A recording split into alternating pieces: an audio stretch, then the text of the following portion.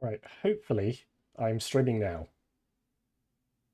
I am hopefully streaming. If someone could tell me in the chat if they could hear me this time, then that would be good. Uh, right, sorry about that if everyone's been waiting for like 5 minutes while I've been talking to myself and didn't realize it.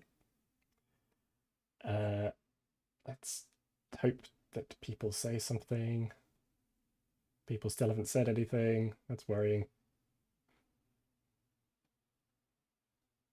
I clicked the go live button. What's wrong?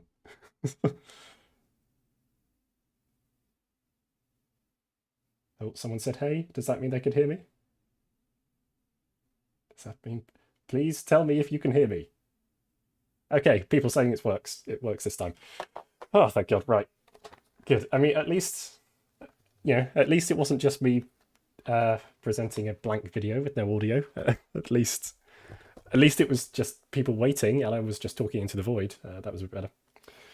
Right. Sorry about that. Okay, here we go. Second time's a charm. Right, where was I? I need to go through everything again.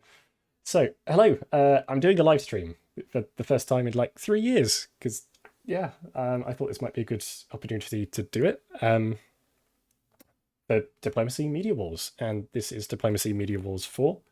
I was also a part of Diplomacy Media Wars 2. Diplomacy, if you're not familiar with it, is a board game about conquering people in Europe at the start of the 20th century.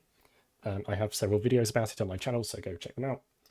And Media Wars is a gathering of content creators for diplomacy to come together to fight each other and get bragging rights over who is the better diplomat.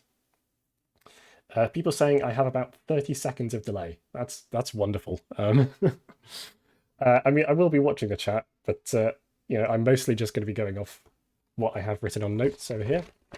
I have like 10 pages of notes I've handwritten. Excellent. But I may respond to things in the chat if they come up, as long as people don't turn this into the roast of Oliver's diplomatic skills, because that wouldn't be particularly fun. Right, what else? Oh, I should also say I was planning to do this towards the end of last week, because I had a couple of weeks on holiday, off of work. But I, inevitably, perhaps I jinxed it, I came down with quite a severe cold, and this is the first day where I've had both the vocal and mental capacity to actually do this. So, I thought I'd get on with it. And if you hear me come down with a coughing fit at any point during this live stream, then you've been warned. Yeah, there's not much I can do about it, except I will try to mute myself, but who knows whether that will work. Right, let's get going, shall we? Can I actually press the button? There we go. So, a couple of notices before we start. So I put out a survey recently for an upcoming video essay, a bit similar to the survey I did for the mass extinction debates video, the dinosaur video. So I think, yeah, I posted that on my community page. I'll probably put a link to it under this video as well. But yeah, for now, if you go to my community page and scroll to find a link to that, you can answer the survey, the mysterious question this time around. I will say this has now received more responses than the dinosaur video survey did, but no one has put the correct answer yet. At least the answer that I was hoping for. So yeah, if people go, you've got to go answer that. You've got to find the right answer. You've got to put lots of effort into it, and through the fruit of everyone's labours, we will achieve the correct answer. Another thing to notify people about. So I've been working on videos a bit recently, but the main thing that I've been working on, the main project, has been something that's not a video, and it may nevertheless be familiar to some of you. It is 5D diplomacy with multiverse time travel, and you may remember the prototype I made for that about 3 years ago. But yeah, it's now becoming an actual thing to some extent. To what extent it will be actual, who knows? But it's being worked on by mainly me. I'm also having some help from Captain Meme of Diplostrats, who we will meet in a moment anyway, as part of Media Wars. But yeah, so look forward to that and blowing your minds with 5D diplomacy. Anyway, yeah, so what is Media Wars? I think I've already explained that, but yes, it's a gathering of diplomacy content creators to come together and play a game of diplomacy to create content for all of you people to enjoy. One important thing that I will mention right off the bat with this, so spoilers, I did resign from this game and was replaced partway through. We'll get to the reasons at the time. The impact that this has had on my ability to make this video is that yeah, I don't have access to any of the press, so I've kind of had to go back through all of the turns and remind myself of how everything went, hence the 10 pages of handwritten notes I have here, to make sure I don't miss any of the important things that were discussed. I've probably missed some things, I'll probably misrepresent some things. If you want to check out other people's videos on this game or other content on this game, please do. I will link it all below. At the time of speaking, I think only Diplostrats has produced the content from this game in the form of a 9-ish hour long video. I'm hoping this one won't be quite so long. I'm expecting it to run a couple of hours, but hopefully not crazy long. So yeah, but if you want real depth of the creator's thoughts in the moment as well, rather than the post-game analysis, then please go and watch that video, because yeah, it was very interesting to me to see the insight from the other side. So who do we have in this game? We going in canonical diplomacy order. We have it playing as England. We have Bob the Builder, and Bob the Builder, as I understand, runs a lot of the Olympus diplomacy tournaments, and he also has an immense video on his YouTube channel of him playing a game as part of Buffalo Diplomacy. So yeah, definitely check that one out as well if you have another 9 hours to spend. Yeah, I realise I'm probably trying to cater to the people who would spend 9 hours watching a diplomacy analysis. So, if that's your thing, then please go check that out. Next up, for Germany, we had Florida Man. Florida Man makes YouTube videos, but they're usually a lot shorter than some of the other people here. He was also a participant in Media Wars 2, which I took part in as well. He was eliminated quite early from that game as England, so good on Captain Meme for being able to convince him to come back for this one. But yeah, I think Florida Man's claim to fame in my eyes is so one of my friends who I play diplomacy with one day just started talking about the Yorkshire pudding opening for diplomacy. And I'm 99% sure he got that from watching Florida Man's video on the Yorkshire pudding opening. So, he's had an impact on my life. Next up, as Russia, we have me. Who am I? I don't usually do diplomacy things. I have made a couple of diplomacy videos. They've apparently popularized the game quite a bit in ways that I did not expect. So I have it on some authority. I don't know how good this authority is. That it was my video, The Game of Knife, that was responsible for getting Veilfisk into diplomacy. So if you've seen some of Veilfisk's games, he's a YouTuber who is much larger than I am.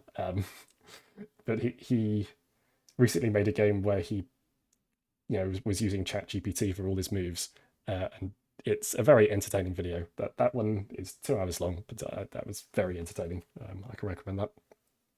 But yeah, if I was responsible for unleashing that on the world, then I'm sorry. I'm sorry for creating that monster. This is the burden I must bear. And yeah, as I said, I was in Media Wars 2. I played as Turkey in that game, and I survived until the end and technically came third in terms of supply center count. But I was just a bit stuck in the corner for that whole game. So it wasn't the most, it was a fun experience, but it wasn't the best I could have done, I don't think. And I made it to check this actually, but I think the player who was Russia in that game ended up with the highest count. of centres. So yeah, maybe that bodes well for me in this game. We'll find out. Next up for Turkey, we had Superstition from the Diplomats. The Diplomats, they run a YouTube channel with various podcasts and things, interviewing people about diplomacy, announcing tournaments and things. Ed Sullivan from the Diplomats was Germany in Media Wars 2. But this time we have Superstition playing as Turkey. For Austria, we have Zotan from the Diplomacy Briefing.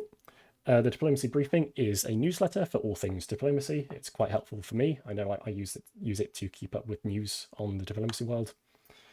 And Zotan is one of the editors. Playing as Italy, we had the Moral Meticist, also known as Audacious Hand.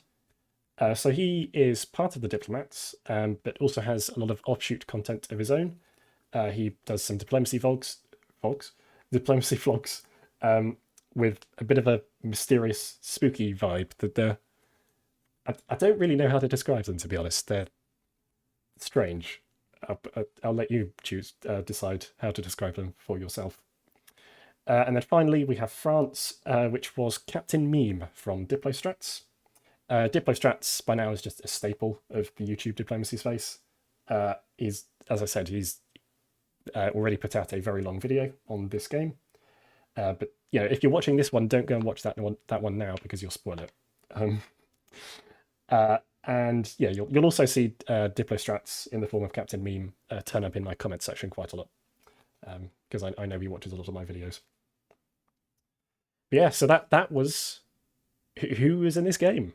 It's taken us 20 minutes from the start of this, and we're finally actually getting into the game. So I hope you're excited to see what happens and how we all start stabbing each other and betraying each other, and just see how it all generally went wrong. So moving on to the board as it stands at the start of spring 1901. So the first part of diplomacy really is the draw, right? The which country have you been given? And we were randomly assigned countries this time. As I said, I was Turkey in Media Wars 2. This time I am Russia. And I quite like playing as Russia. I have played a couple of games as Russia, playing with my friend group. And I don't think I've ever actually outright won a game, and I don't think I've ever actually had the highest supply center count where we've decided to call it quits on a game. But I'm usually, when I play Russia, like in second or third, like I usually survive quite well, which is surprising considering like how many fronts Russia has to deal with. If you're new to diplomacy, you'll notice that Russia is quite a bit bigger, both in terms of visual size, but it also starts with 4 units on the board compared to 3 for everyone else. So you would think they'd have an advantage, but actually it just means that they have more places to fight people. And I have seen games where the person playing Russia just gets stockpiled on very easily and is out quite quickly. But as I said, I enjoy playing Russia. I think they're different to Turkey in that Turkey is a very slow builder. You kind of get stuck in the corner until you get your break, and then the rest of the board doesn't stand much of a chance. But Russia can do quite a lot of things quite early on.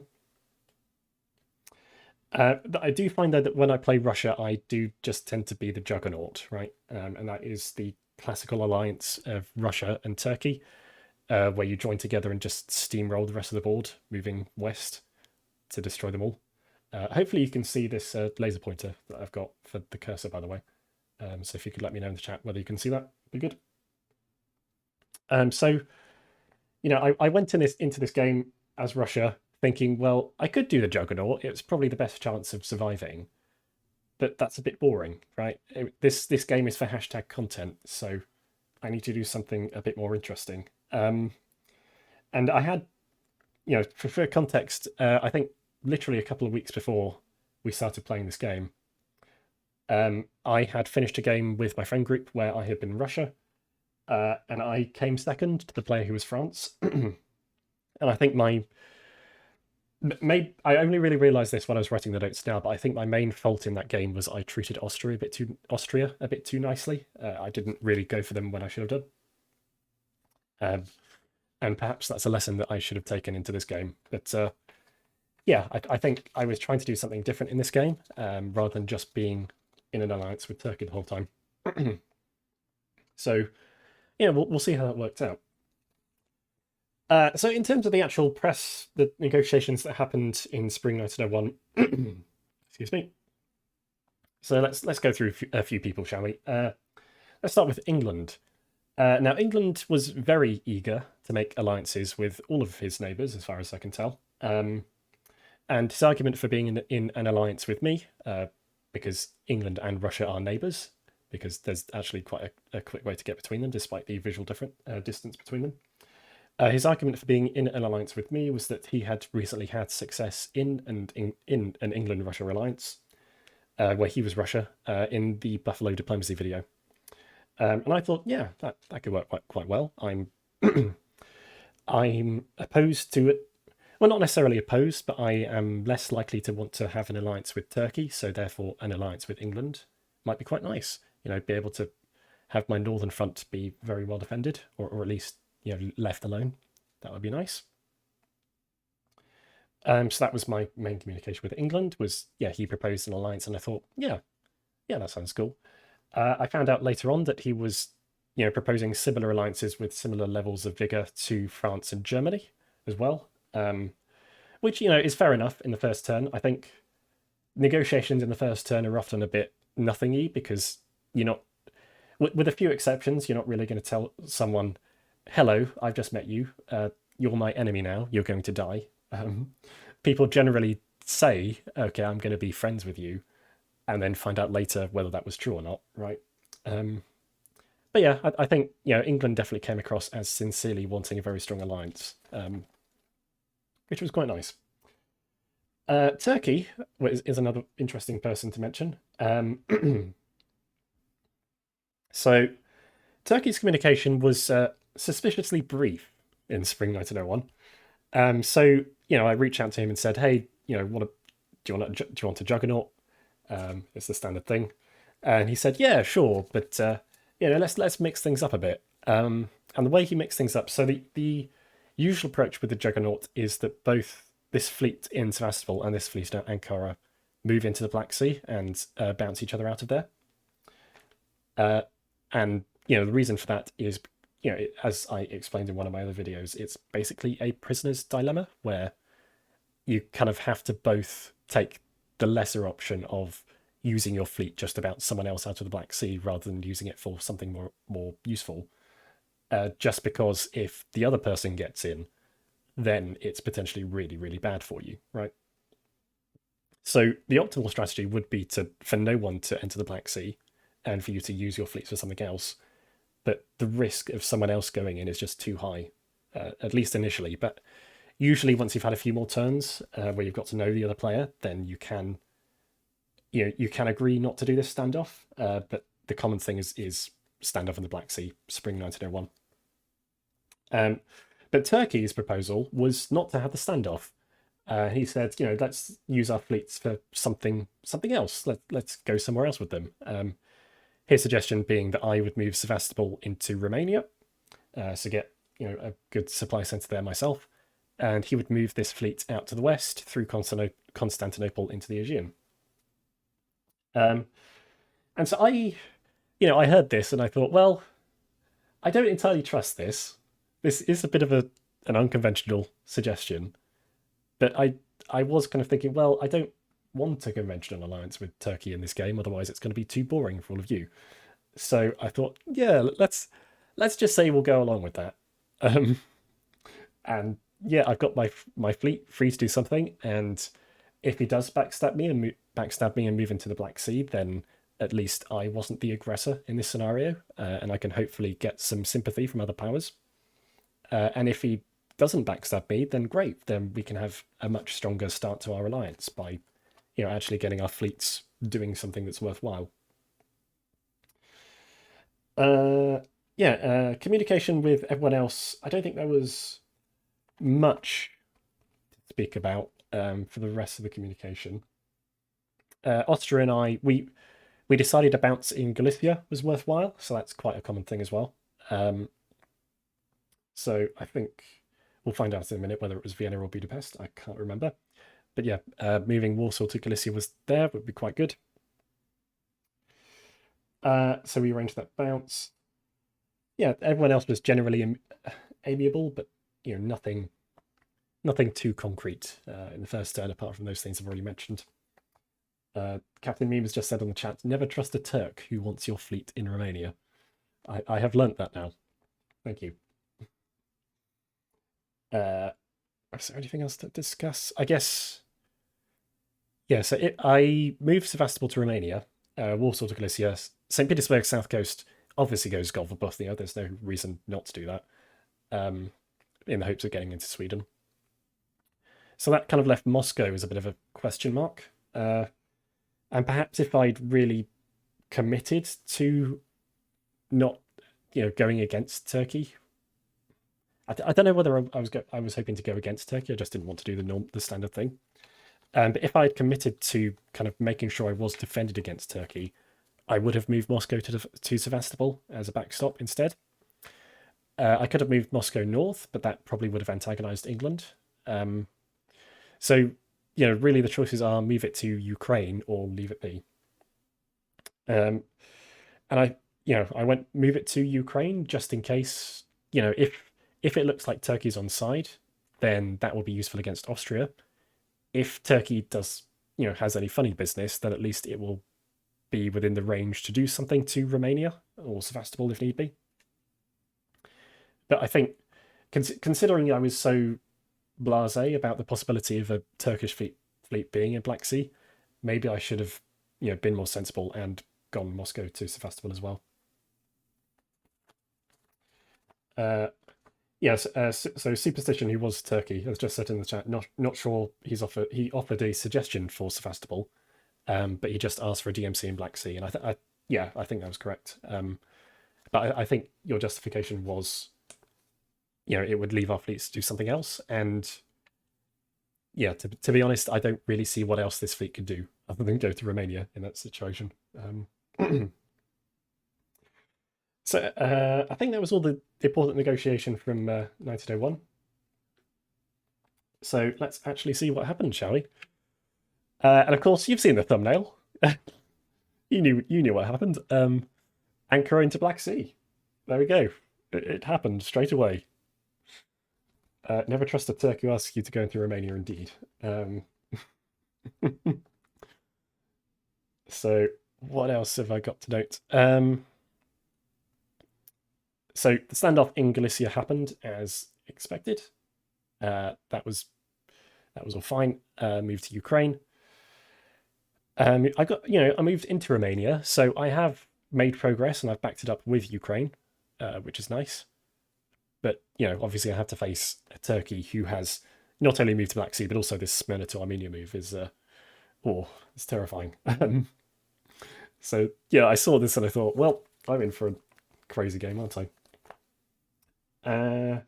What else is notable on this board? So England has kept well away from me, which is good, very much keeping with our alliance, and gone straight for France, which does not match, does not match what France told me that they said, which was that England was hoping for an alliance with France as well, was strongly pushing for that. But I at this point in the game, I wasn't complaining. I was happy to see England go very, very south and leave Norwegian Sea completely empty, which is quite rare. And Italy as well. Yes, Italy has gone for France as well, very aggressively. I don't think I've ever seen an Italian player go this westerly in spring 1901.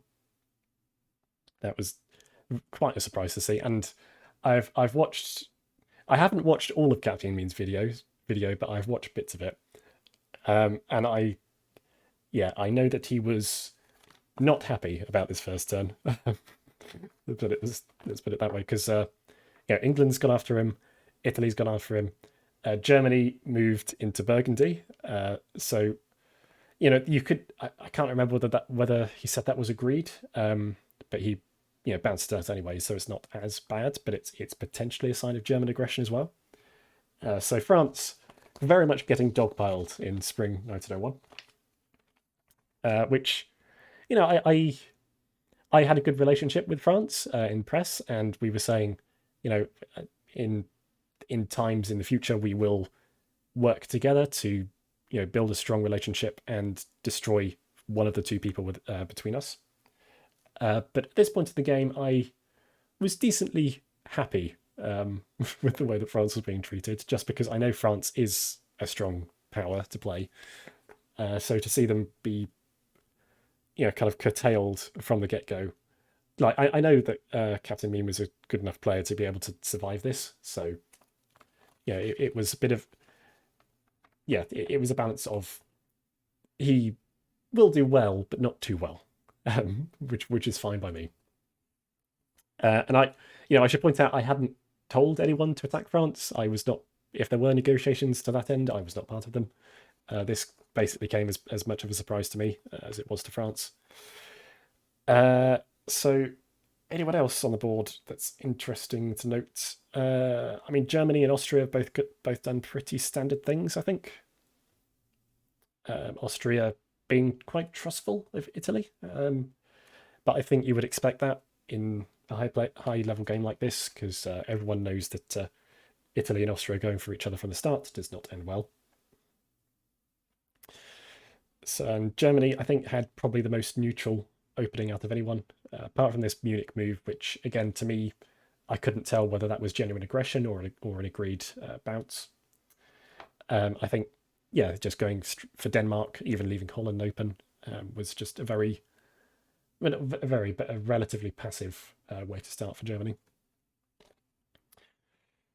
So, where does that leave us in going into fall 1901? So these should be the positions of the units as of the completion of spring 1901. So obviously I spoke to Turkey at this point, and he was just very upfront about the stab. Said, "Oh yeah, you know, I decided to do it. I'm not going to change my mind." And you know, he was very direct about that, and I thought, yeah, fair enough. I didn't blame him for it. I knew it would be difficult, but you know, providing I could get Austria on side, which was the big question, I could have held out for quite a while here. So yeah, I think it was, you know, it was a problem, but it wasn't a big problem, right? And yeah, if that's the way Turkey wanted to play, then so be it. And hopefully, I could convince Austria that we could dismantle him for his stubbornness. So, what else was on? So I guess the thing that was at risk was Sevastopol. So there is a genuine scenario here where, say, he went Burgundy to Romania, cut support that Romania could have given for Ukraine into Sevastopol, and then double supported himself into Sevastopol. So I think I was thinking at this point, right, I can't rely on having a build this turn because, you know, even if I gain Romania, I'll probably lose Sevastopol. So Sweden became a bit of a focal point because I was like, well, you know, I need some momentum, I need a build, and Germany just has to not bounce me out of Sweden. That would be very nice. And I think, you know, I basically begged Germany to not do that, to say, yeah, you know, just don't bounce me out of Sweden. I'm willing to grovel if you would like. And I think, you know, Germany was quite, you know, he was respectful in his press. He was very careful in his press most of the time. So, you know, I had a fair amount of faith that he would be nice to me, and let me have Sweden and let me have a build, even if I was facing a potential neutrality down here in the north, down here in the south. But yeah, it was a bit of a question mark.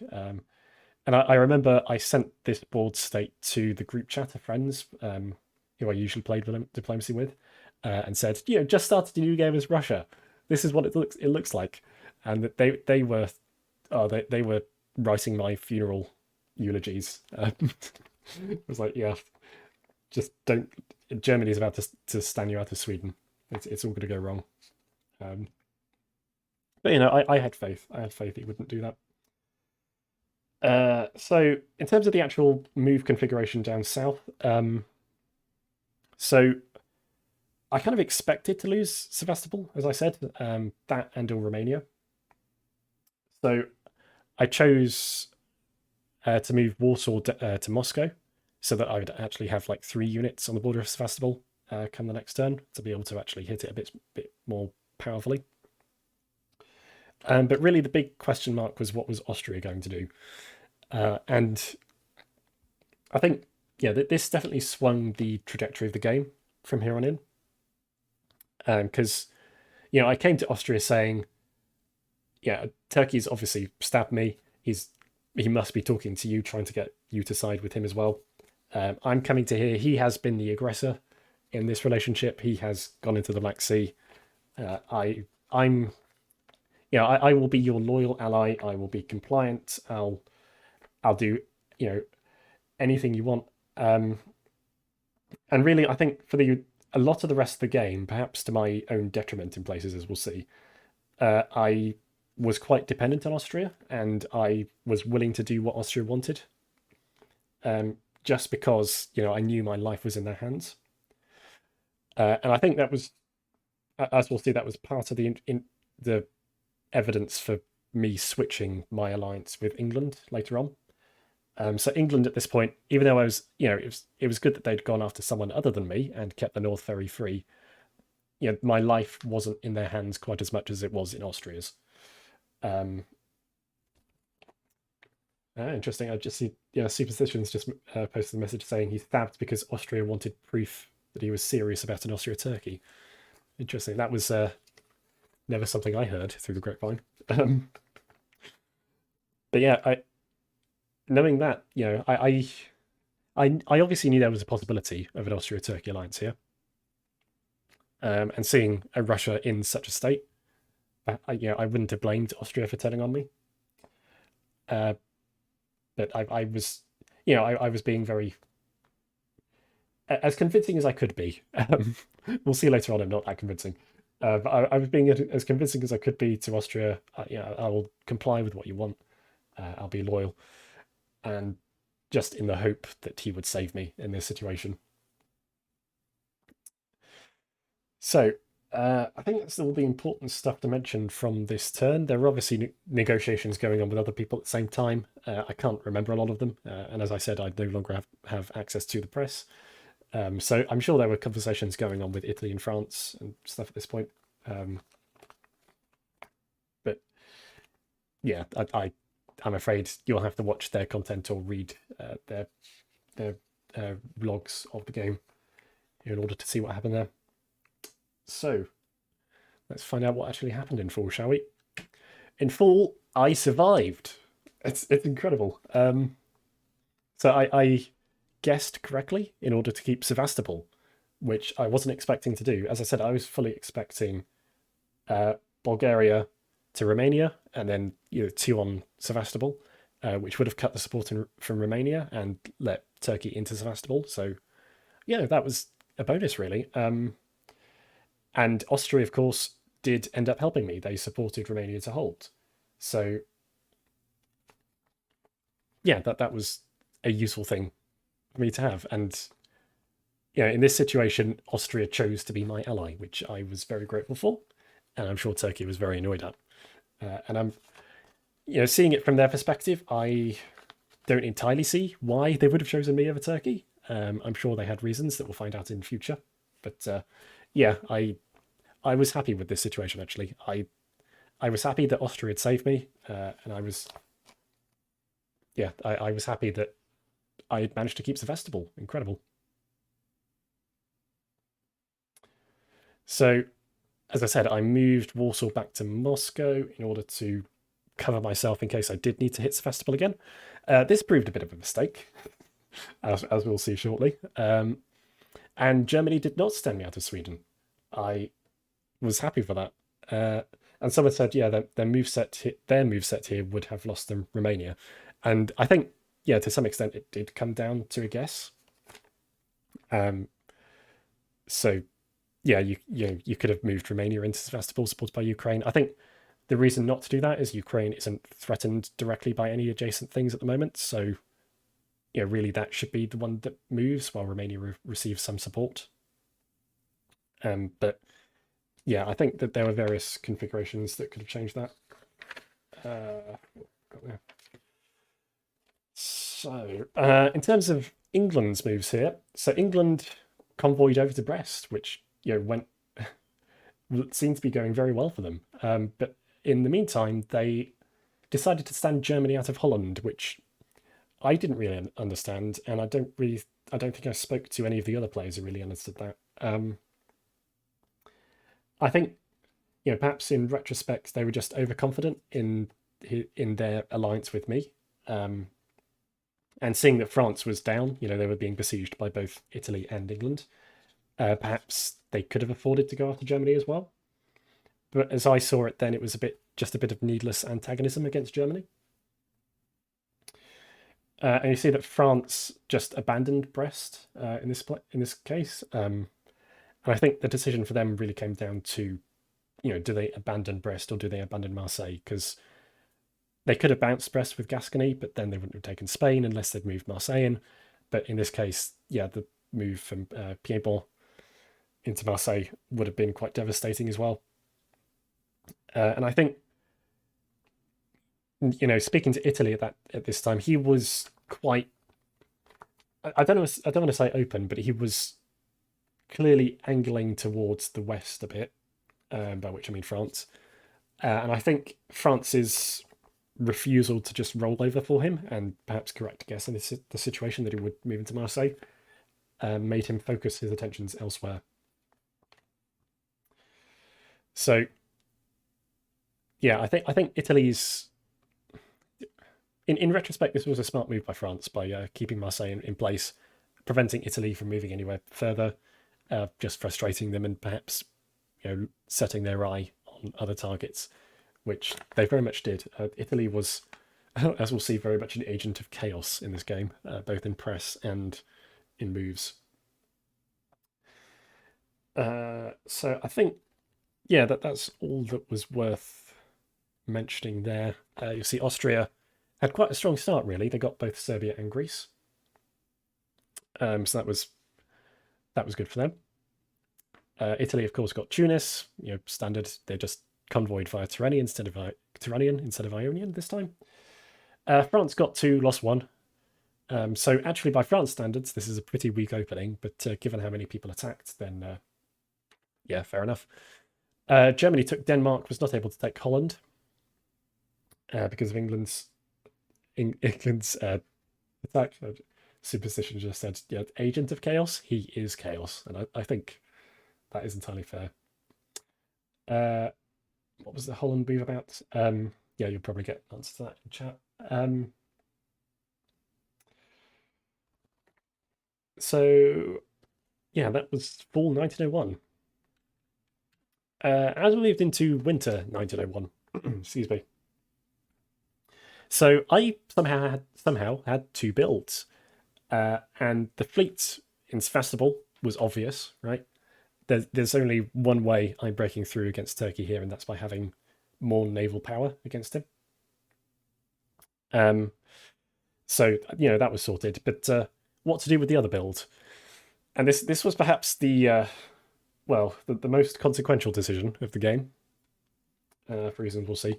So I could have built it in Warsaw, but that I was basically at my survival depended on Austria continuing to take pity on me, and I was worried that building in Warsaw is that army is not, given the arrangement of my units, that army may be seen as antagonism against Austria.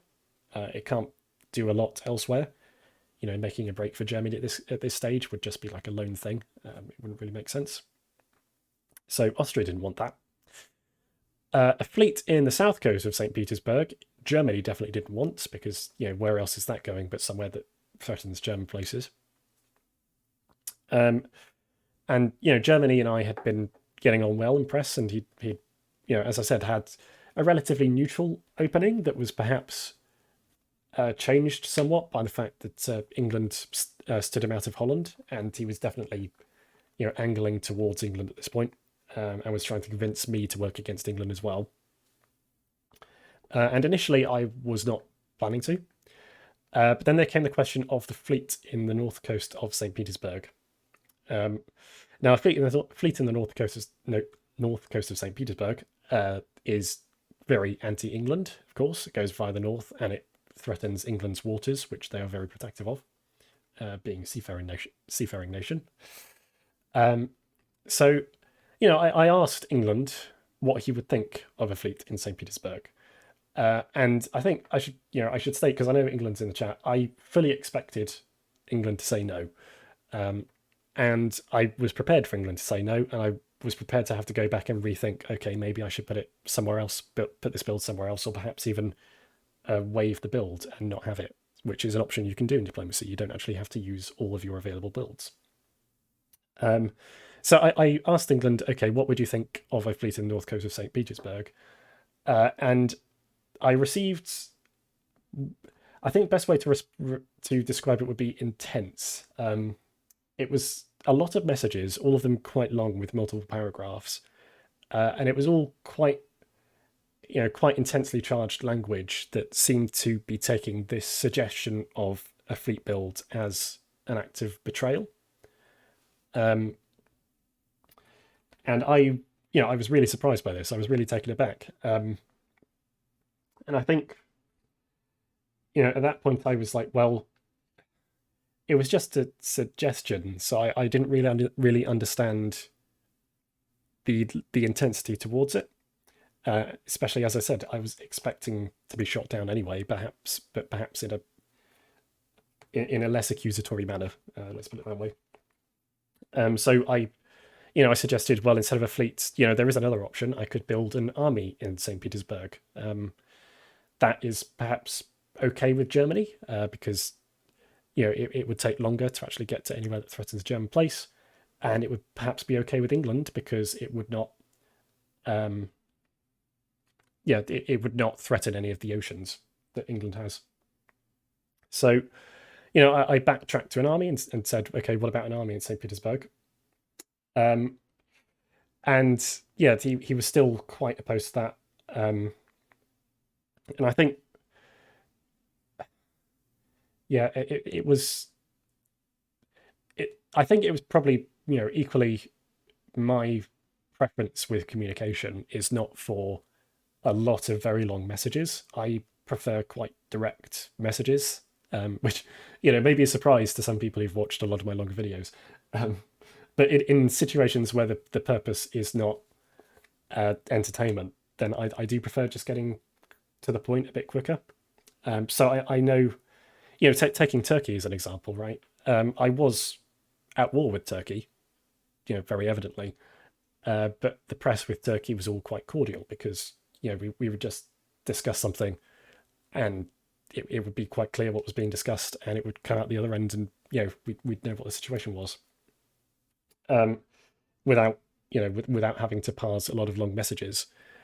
Whereas with England, I found it, it didn't really sit well with my preferences of communication. And I started thinking, well, if this is what I have to make, what I have to react to with just a question of, can I build something somewhere that is perhaps not to your preference, then I was worried that if I would take this alliance further, then there'd be no room for compromise. That it would just be a lot of that, a lot of dealing with intensity. And I don't do well with intensity of messaging.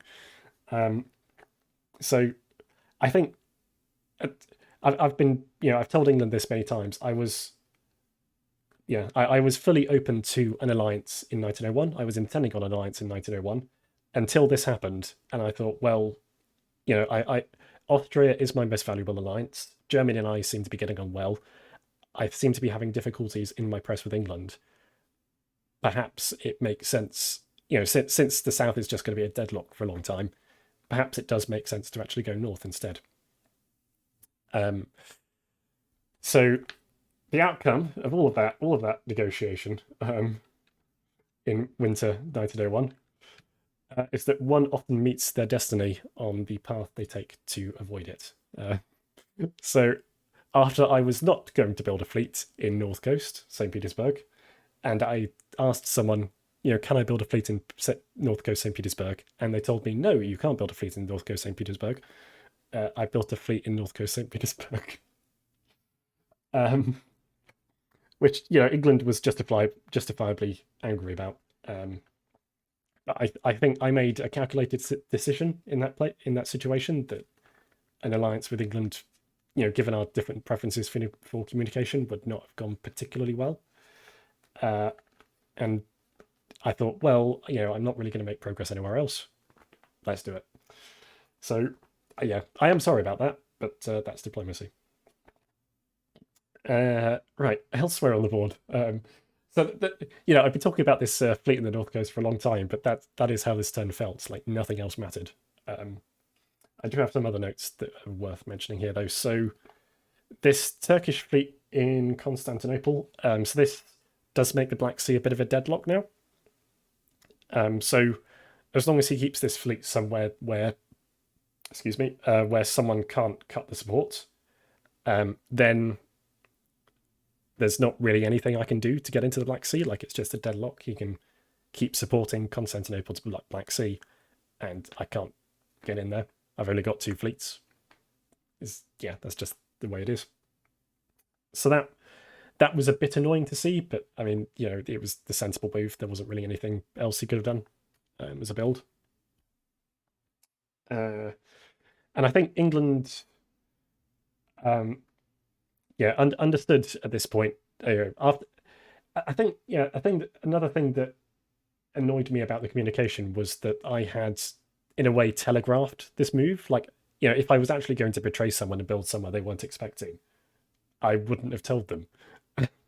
So, yeah, I think, I told him, and then that got us a bit antagonistic towards each other. And then, he built a fleet in Edinburgh at the same time. So, yeah, I think, fair enough for him. He built in Edinburgh.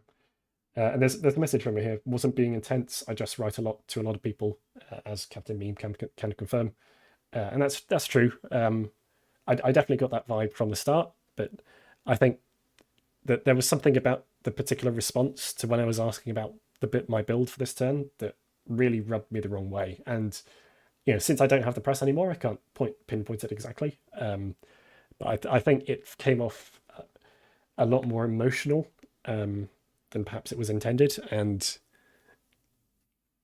came off perhaps as a bit victimized, and in a way that I felt at the time was unjustly so. But yeah, I think it's regrettable on both sides here, but that's just the way that communication can break down sometimes. Right. What else is there? Yes, this Italian fleet here, right. So that made me uncomfortable, because Austria was now my lifelong ally for this game. My survival depended on Austria. And here was Italy building a fleet that surely was going nowhere else except towards Austria. Because if they wanted the fleet to go anywhere else, they would have built at Naples. If they would, built an army here, then perhaps it could be argued it's going towards Munich or Marseille. But yeah, I think I don't entirely remember. I think I tried to say to Austria at the time, this seems a bit suspect, and Austria was, seemingly a bit blind to it. And perhaps I should have taken more note at the time and dealt with that accordingly, as we'll see. So that was that fleet. The German fleet, I mean, it's a fleet that's as close as it could have been built to me, so to some extent that's annoying, but like it was his only free home center, and I think he could, since he was had been antagonized by England in the previous turn, I think building a fleet and trying to get me on side is fair enough from him. So yeah, he built Fleet Berlin, which I would hope would be going west, but yeah, scary. Oh look, one of my friends has just turned up in the chat and said, "This man cannot be trusted." Oh, that hurts, Joe. That hurts. uh, right. Oh yeah. Something I didn't notice this turn at all. But I probably should have. And I'm wondering whether anyone in the chat will notice this who was not part of the game. Um, and unfortunately, I'll have a 30-second delay to find that out. But it's the fact that Austria did not build anything in Trieste. Austria had a build available and decided not to use it, which, in light of the Italian fleet in Venice, does not look particularly good, does it? So I think Austria was very much trying to keep Italy on side, because Italy had shown an aggressive streak already, and perhaps, perhaps Austria was warranted. Uh, yeah, Austria was warranted in trying to get Italy to continue in that direction, through being compliant, as I was trying to be with Austria. But yeah, it did not go well, as we're going to see. So Austria left Trieste open.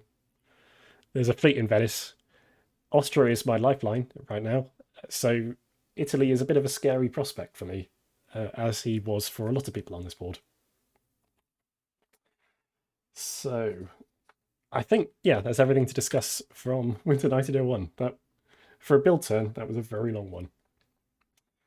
How we do? Well, we're an hour in already.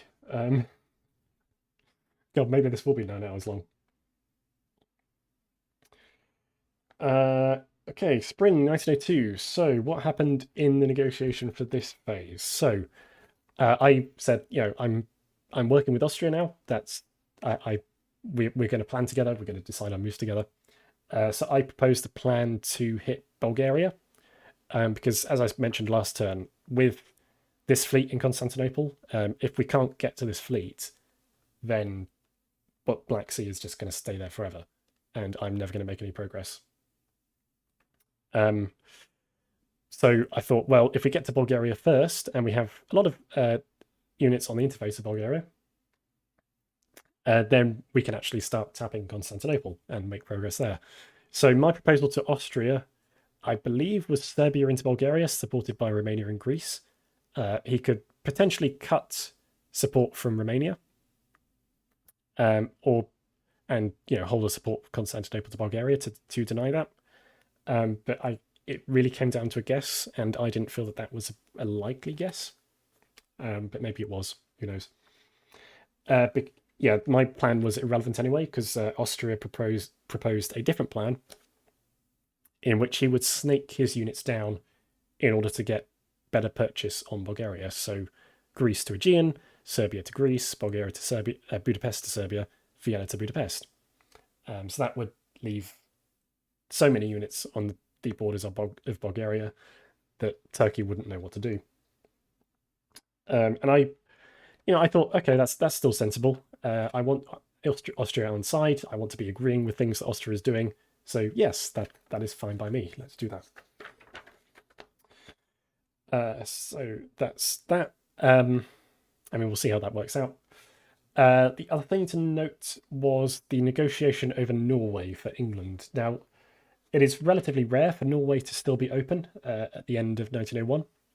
And it definitely looks in this position like I have the best shot at taking it, having 2 units attacking Norway. And I had, with the build already expressed my intention to not work with England in this case. So unfortunately, I'm hamstrung by the lack of press here, because I don't remember what we decided regarding Norway. I think I remember him saying that I could have it, but I don't want to put words in people's mouth. So yeah, I don't know for sure. And it wasn't guaranteed that I would get Norway. Like if Denmark decided to tap Sweden, if I moved in with St. Petersburg, then it would still be empty if he bounced me out. And equally, if I moved in with Sweden instead, then Germany could have gone into Sweden behind me. That wouldn't have been good. It's a very interesting message in the chat here. Turkey has just said, while it didn't change my orders, Italy told me the Austrian moves. That was what I suspected. That was what I suspected. Because I thought it was not, to me, it wasn't the obvious set of moves. It was still a sensible set of moves to do. But yeah, I think, as we'll see, well, I might as well just go on now. So Austria did input this wiggle down, this snake down into Aegean. And Turkey did counter it perfectly by bouncing in Aegean, making all of these moves completely useless. So knowing that Italy fed that information to Austria is not surprising. And yeah, confirmation that from England that he had said I could take Norway. Fair enough. So yeah, I have here in my notes, Turkey, inverted commas, guessed our plan, in brackets, or was he fed info, ? And we have confirmation that he did both. Right. And yeah, we see Italy, as I suspected, moving against Austria here. And I think Austria throughout this game, we will see this again, was generally far too trusting of Italy. And Italy's press was consistently very chaotic. They very rarely kept the same story. You can see Captain Meme's video on this for that getting even more out of hand. So I remained friendly as I could with Italy throughout in press, but I was definitely thinking I don't really want to work with Italy because he has clearly stabbed the person who's keeping me alive. And I guess someone said in the chat maybe Austria was ceding Trieste to Italy. Potentially, but Italy has gone, full Eastern now. I think they said, I don't remember whether it was in global press or specifically to me, but they said that they had that their hunting ground in the West had failed to produce anything, or the pigs in the West were not as delicious as he had hoped for. So he's now turning east towards Austria, which I think, fair enough for him. It's the obvious strategy, but I think Austria was perhaps caught napping a bit, but at the same time, maybe they didn't really know what to do. Someone's asking in the chat, what's this Tunis to London line? The backstabber lets you put in invalid orders, so I think Italy, this army in Tunis wasn't going to do anything, so just for the fun of it, go to London just to say, "Ooh, I'm coming for you, England." Not that he was even coming for England; he was just trying to sow chaos.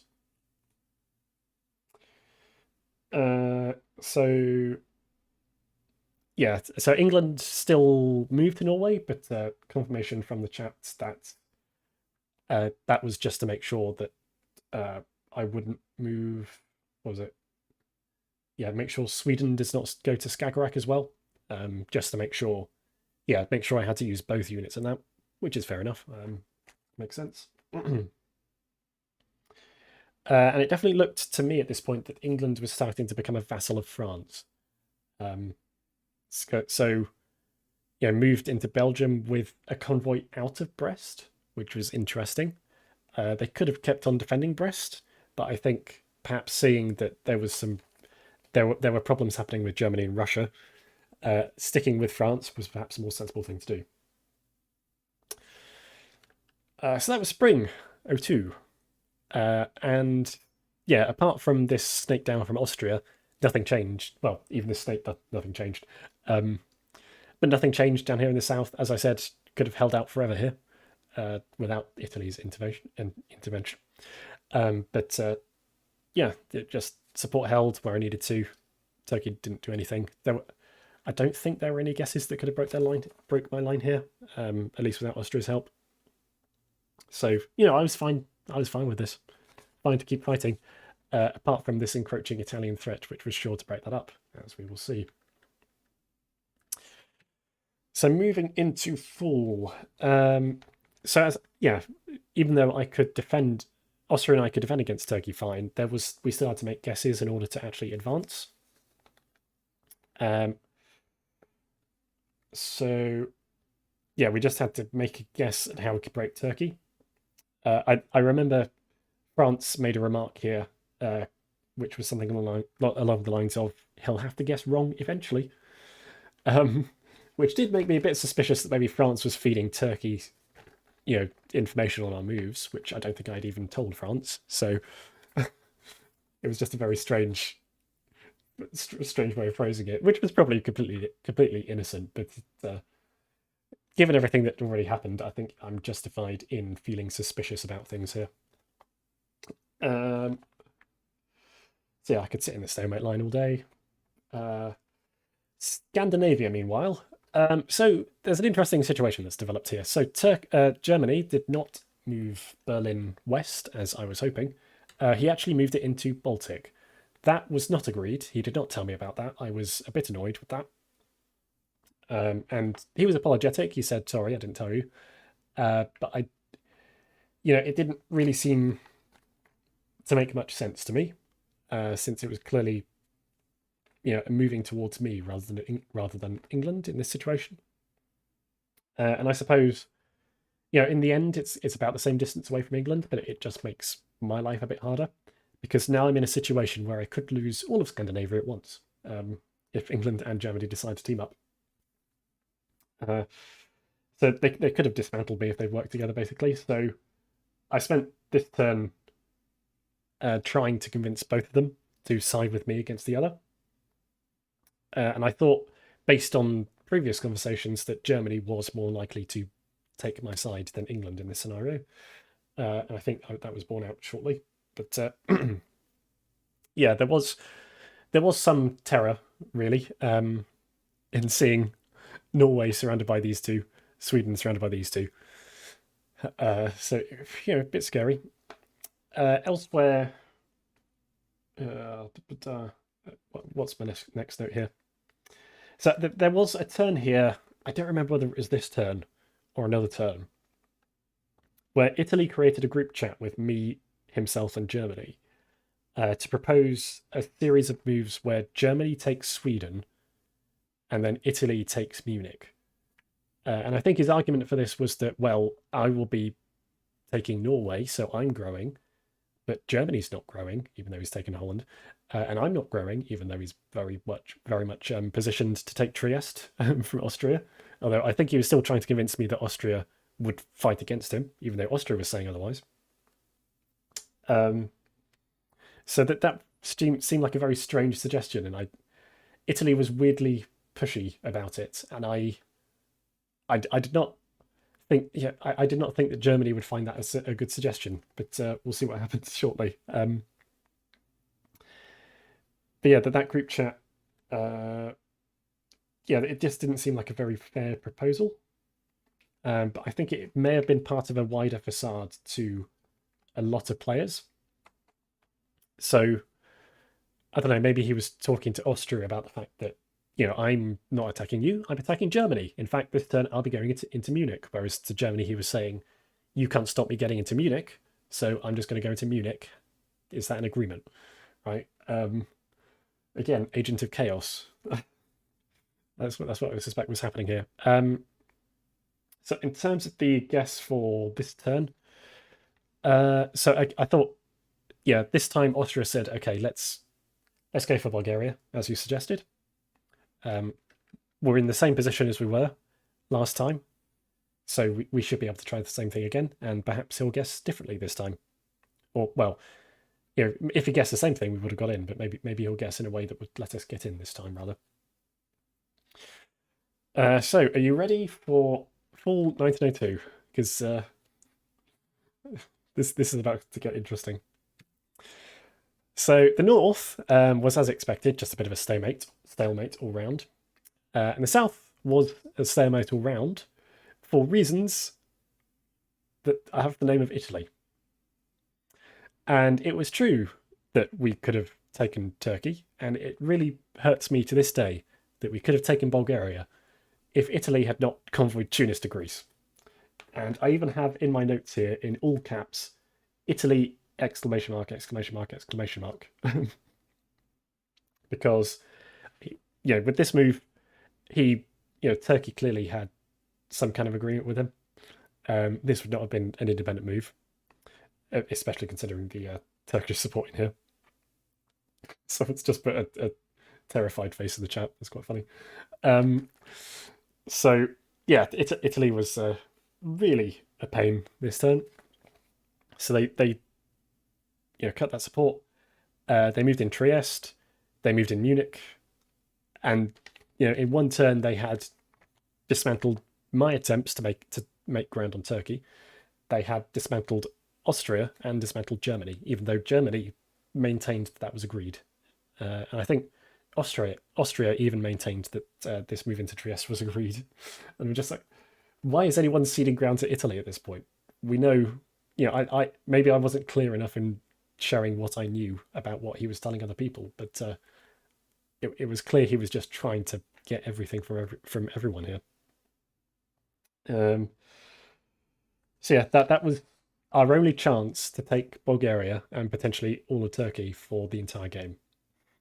Ruined by a stray convoy for Tunis.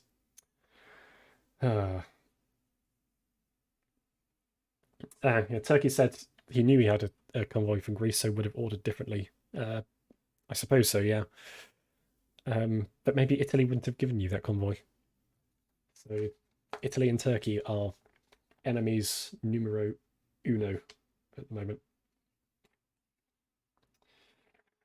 So yeah, that was the annoyance at Italy. With Austria down, just my chances of pushing on Turkey at all from now on look pretty slim, has to be said. I can't remember why England moved into Norway. Perhaps I told him that I was going to move, like Norway to Skagerrak, Sweden to Norway. But either way things work out, I take Norway. Germany's still on side. England doesn't make any progress. That was a Freudian slip. Well, yeah. And I guess France in this situation was a bit of an irritant to me because they were propping up both England and Italy, who had, there was in my mind an axis of annoyance going on between England, Italy, and Turkey. All three of them doing things to me that were very annoying. And France seemed to be happy to help, at least when it came to England and Italy. So, yeah.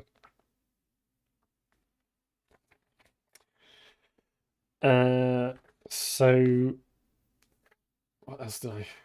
Oh yeah, those were my notes for that turn. So yeah, that was a turn, and I just look at this and I cry, knowing what could have been, because if we'd gotten there, the rest of the game would have been so different. But at an hour and a quarter in, we move on to Winter 1902. So at this point in the game, let's take stock of what's happened. I am still in the lead. I started out at the lead by virtue of being Russia, but I'm still in the lead somehow. I'm on 7. Italy is fast approaching on 6, but I'm still the board leader. Italy kept telling me, you're the board leader. You should remember that. There's a target on your back. And I'm sure he was using that as an argument with all the people that he was negotiating with, for reasons to not trust me entirely. But even though I am the board leader, I do feel in a very precarious state because, I am ostensibly allied with Germany and Austria. Both of them are being carved up by Italy, who no one seems to be taking seriously as a threat. England is generally annoyed at me and will probably keep attacking me unless they decide to attack France instead. And Turkey has an out in the form of Italy, so maybe it is about to spring forth from there. So, board leader or not, I was not feeling particularly secure in this position.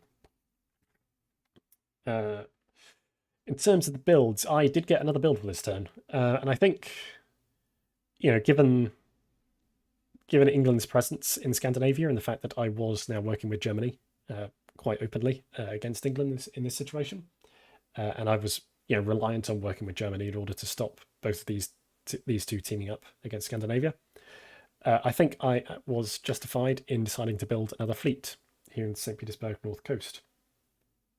I was later told that people were quite confused by the number of fleets I decided to build in this game. And I think, in the moment, I didn't really notice that I had so many fleets. But yeah, when you look back at it, this may not even be the last one. I don't know.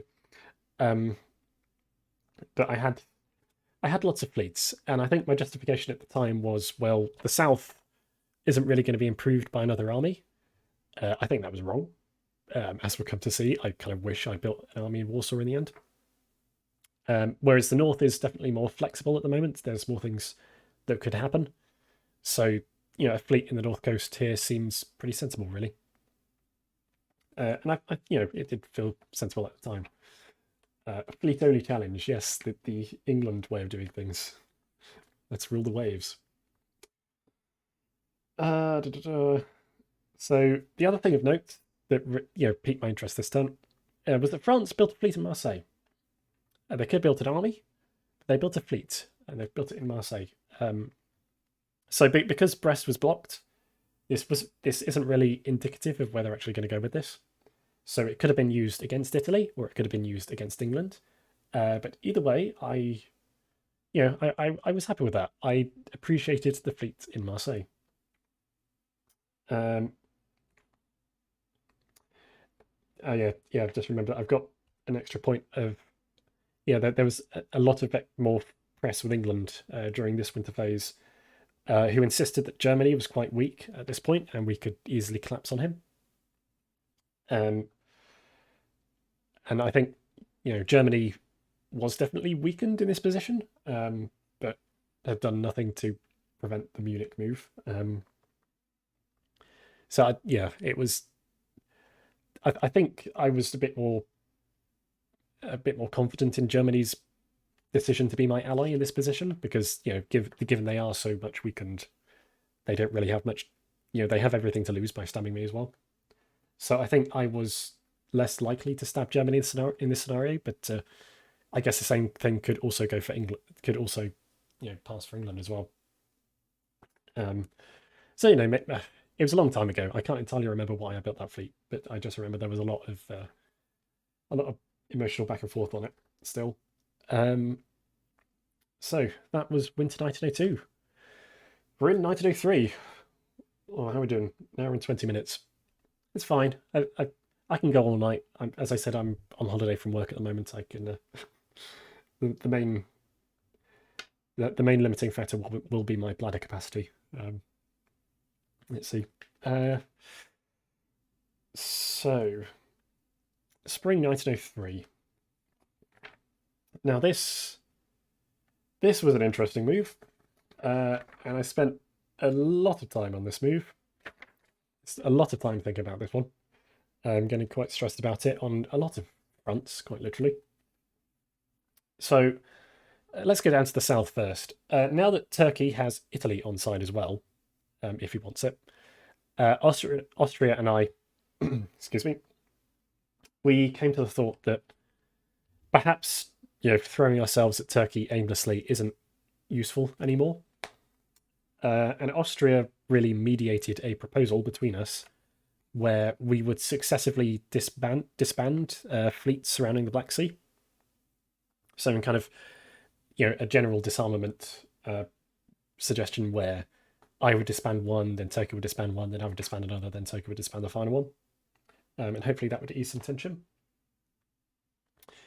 And I saw this and I thought, well, it's correct that we're not really going to make progress against Turkey and Italy anymore. So maybe, even though Turkey was very adamant against me earlier in the game, maybe it's worth seeing whether that can be shifted now.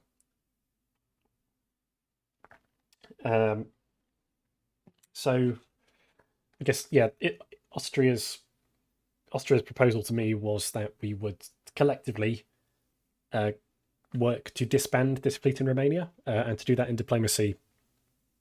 What that means is if you are dislodged from a territory and there is nowhere for you to move as a retreat, then you have to necessarily disband that unit.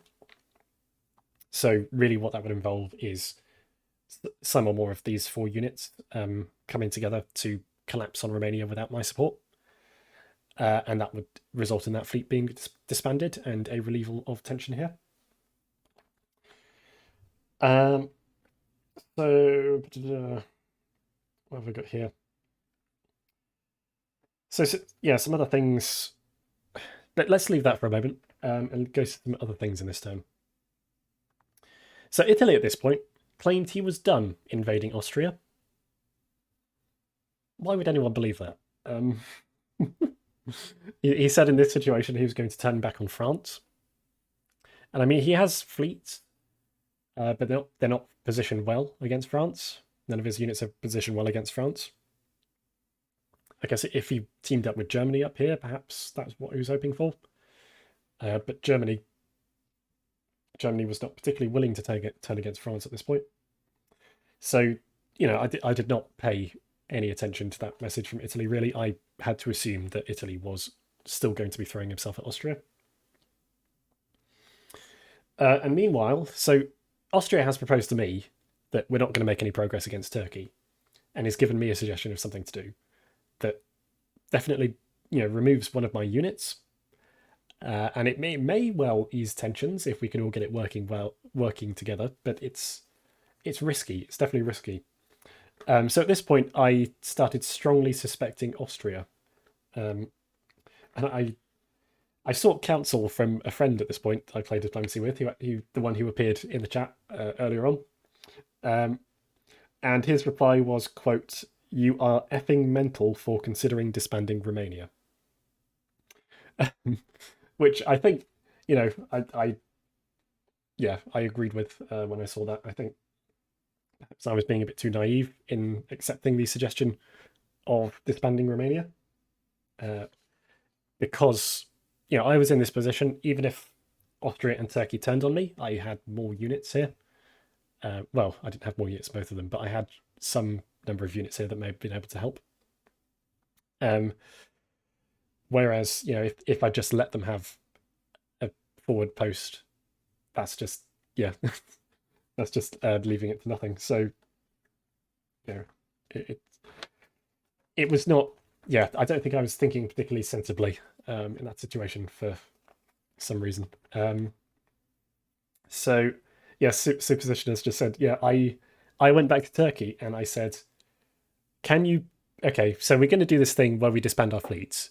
That's going to be very, very risky for me if you still have Armenia, right? Because then you have a lot of units on my doorstep, including one that could just walk into Sevastopol. So, I think maybe we should switch it around where you make the first concession, you move Armenia away. And again, this was the suggestion from the friends that I spoke to. And I think time really got the better of me this turn. So I really should have pushed harder against this suggestion. And I realized that towards the end, but there wasn't enough time to get people's messages. So we were doing this. I probably should have mentioned this at the start, actually. We were doing this in every 2 days. There was a phase. And since I was in the UK and most of the other participants were in the US, it was quite difficult to get, to kind of make our, it was difficult to sync up our schedules, really. So when I went back to Turkey with this, I accepted that I probably wouldn't get a message back for quite a while. And then there wouldn't be much time to react to that as well. So it was too late. And I think if I'd managed to make it clearer to Austria that I didn't want this, and if I pushed again on Turkey, if there'd been time, then perhaps the outcome would have been differently, and Austria would have acted differently as well. So, I think in this situation that I definitely made the wrong move. I definitely made the wrong decision.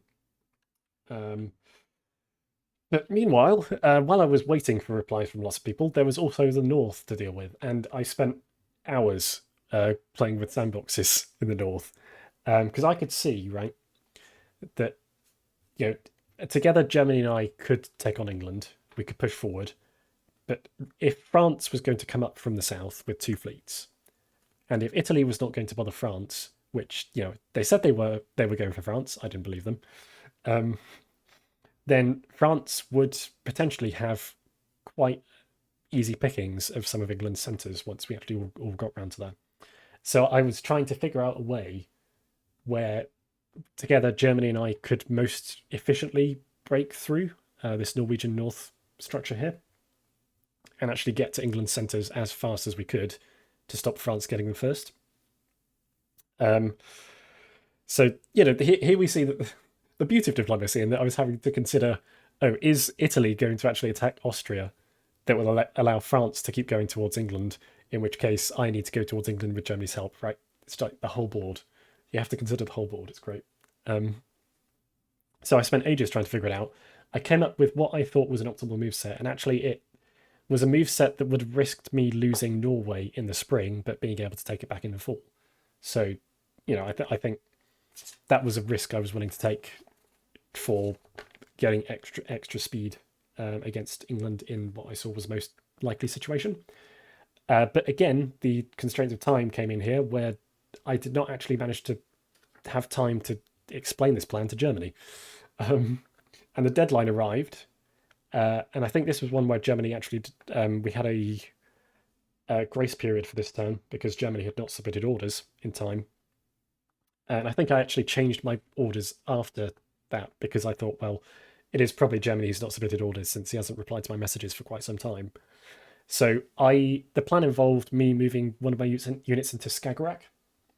And I thought, well, I can't take the risk of Germany not knowing my plan and bouncing me out of Skagerrak, right? If he thinks, okay, the plan is I'll move Skagerrak as well, then it all goes terribly. So I had to backtrack on my plan and go with a slightly less efficient arrangement and a slightly slower approach to England, just for that risk of accidentally bouncing Germany out of Skagerrak because we hadn't had time to arrange it. So, yeah, it's difficult doing games with people all over the world.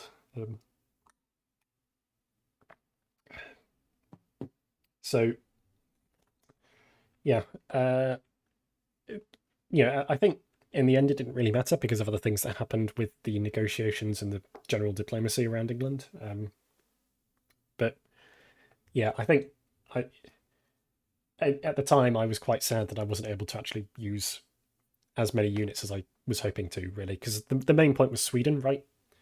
So I could have kept Sweden supporting Norway, or I could have moved Sweden forward into Skagerrak or something.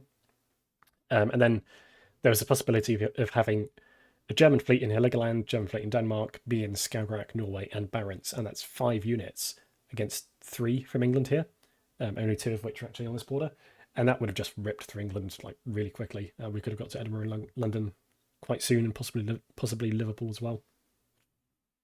But yeah, I had to use a compromised version of that in the end. So let us see what happened in after all that time I spent stressing about this turn. Let's see what actually happened. And I'll just leave you silently while I take a drink. You can take all that in.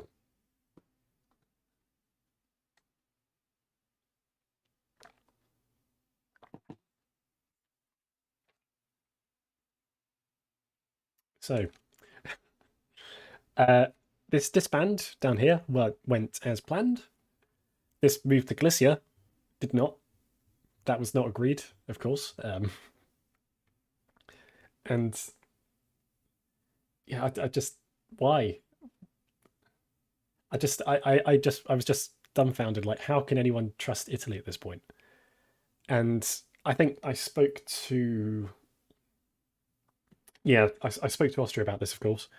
He said it was an ultimatum from Italy to stop Italy's invasion. So Italy told me, Italy told him you have to move Galicia or I'm invading you, or something to those terms. But like, Italy is invading you anyway.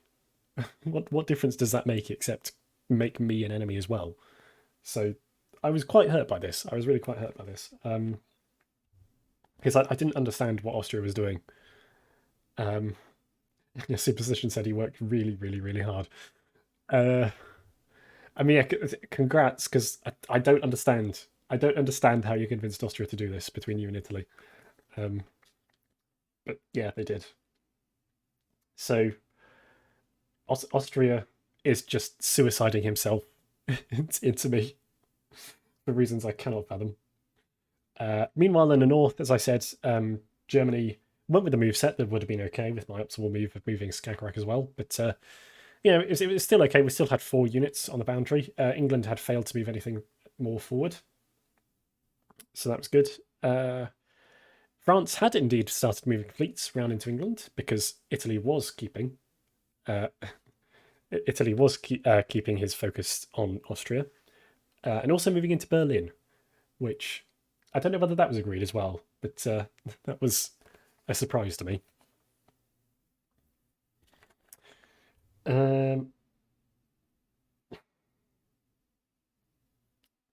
Yeah, Superstition said, I yelled at Bob in the group chat to defend Austria. I assume you mean Bob's the Builder. Yeah, again, this term was a mess. This term was a mess. I have written in my notes here, whelp. Again, it's still the board leader. I'm still winning, technically. But look at this. Look at this. Interesting. France says Italy was supposed to support Burgundy to Ruhr here, and instead went off doing his own thing in Berlin. That is going to have some implications in the next couple of turns, I feel. After we finish that, look at this. 4 units on my borders that I have to assume are now attacking me outright, and there's nothing I can do about it. Even though Italy and Turkey are just completely collapsing on Austria.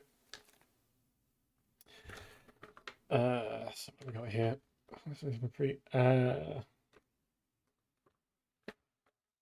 So, I could see that Turkey and Italy were working together. They had been since the tap against Greece. But Austria was still telling me, oh no, Turkey and I will fight against Italy together, even though Austria had just made an agreement with Italy. I may be misremembering that, in fairness, so perhaps that's me putting words in someone's mouth. But yeah, he didn't seem too concerned about it.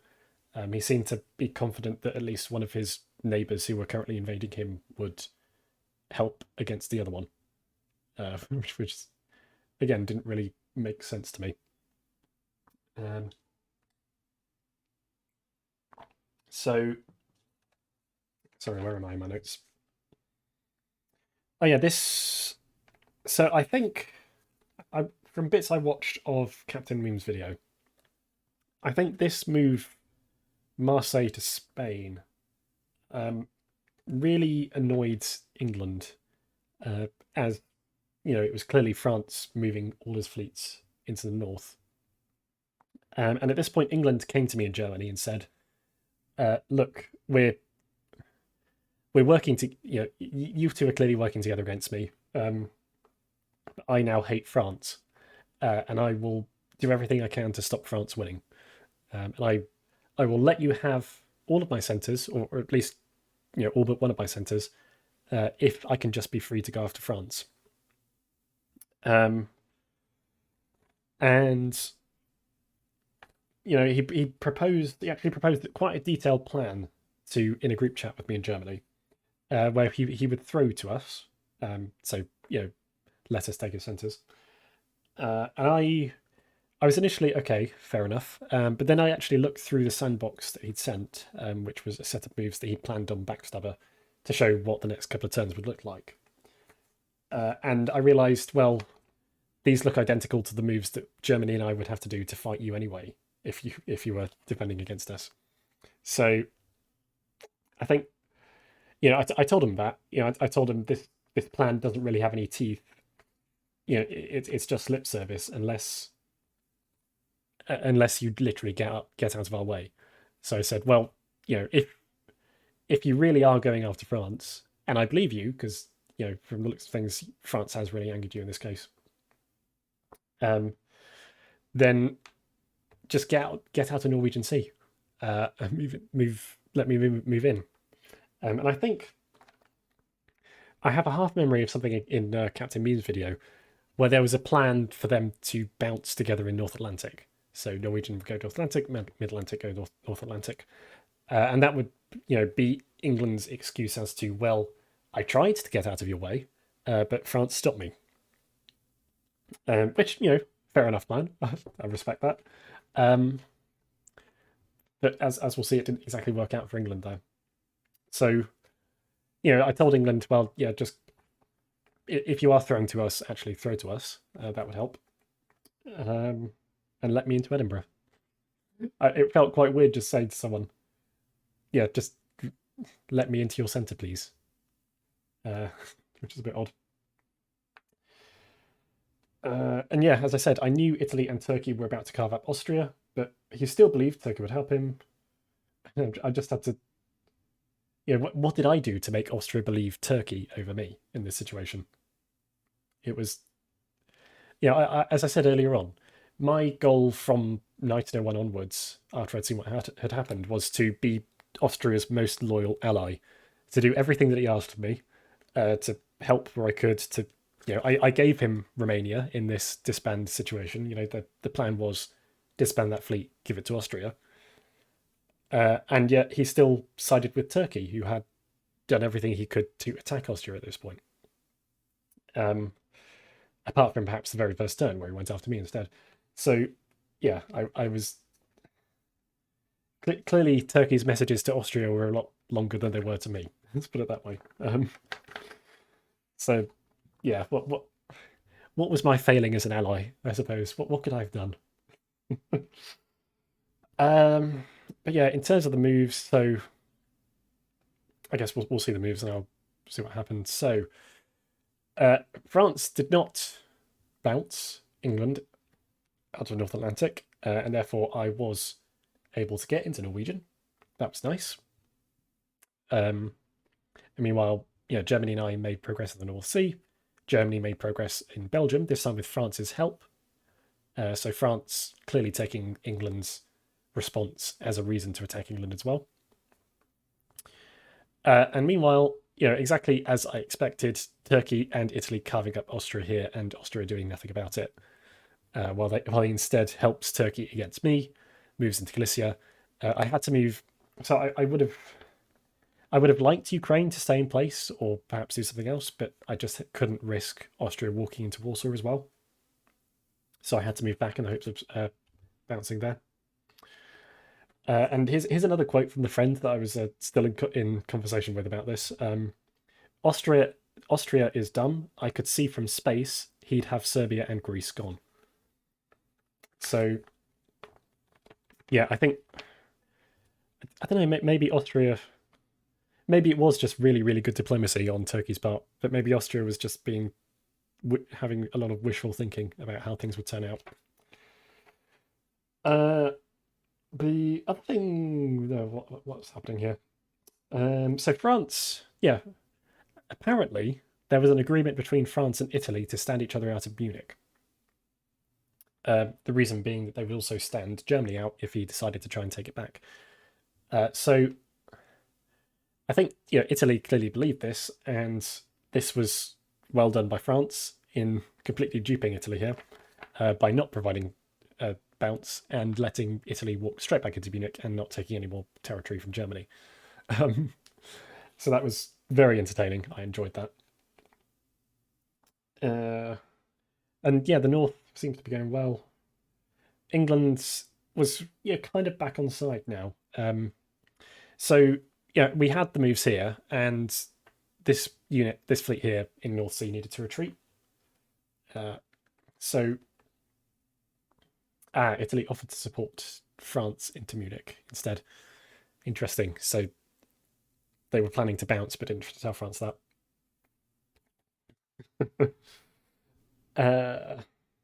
And Turkey told them to go Berlin to Kiel. Wow, that would have been a very different game. Sorry, I'm just reading things from the chat now. So yeah, I was talking about this fleet in the North Sea. So England could have retreated it. He could have retreated it to Edinburgh or London to try and defend those from myself and Germany. And this, he came to us and said, well, as a show of goodwill, I will disband it and then I will have a build to use, which I will use in Liverpool, because this army in Belgium was disbanded as well. So, Germany and I spoke to each other and we said, well, there's not really any reason not to take that offer, because if he's lying and he's just going to retreat to Edinburgh or London, like, we're no worse off. So we'll tell him, yeah, disband that. You can build it in Liverpool. If he builds it in Edinburgh or London, then it's exactly the same, right? So yeah, we were happy to take that. And then in the winter of that turn, as you can see, he did actually keep his word, England, and built the fleet in Liverpool, clearly angling towards France at this point. And yeah, Bobsy Butter says this was the season when he actually really got annoyed at France.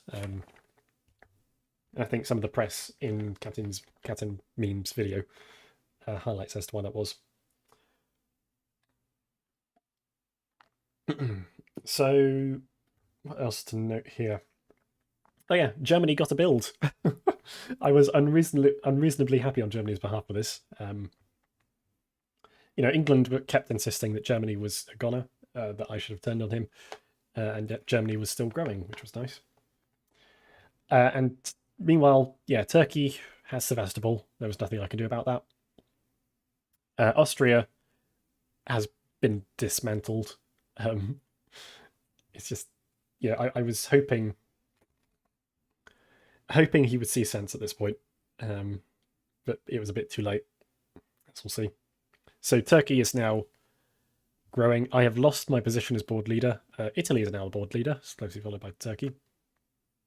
But I think at this point I saw the board and I thought, well, Turkey has broken out of the box in the corner.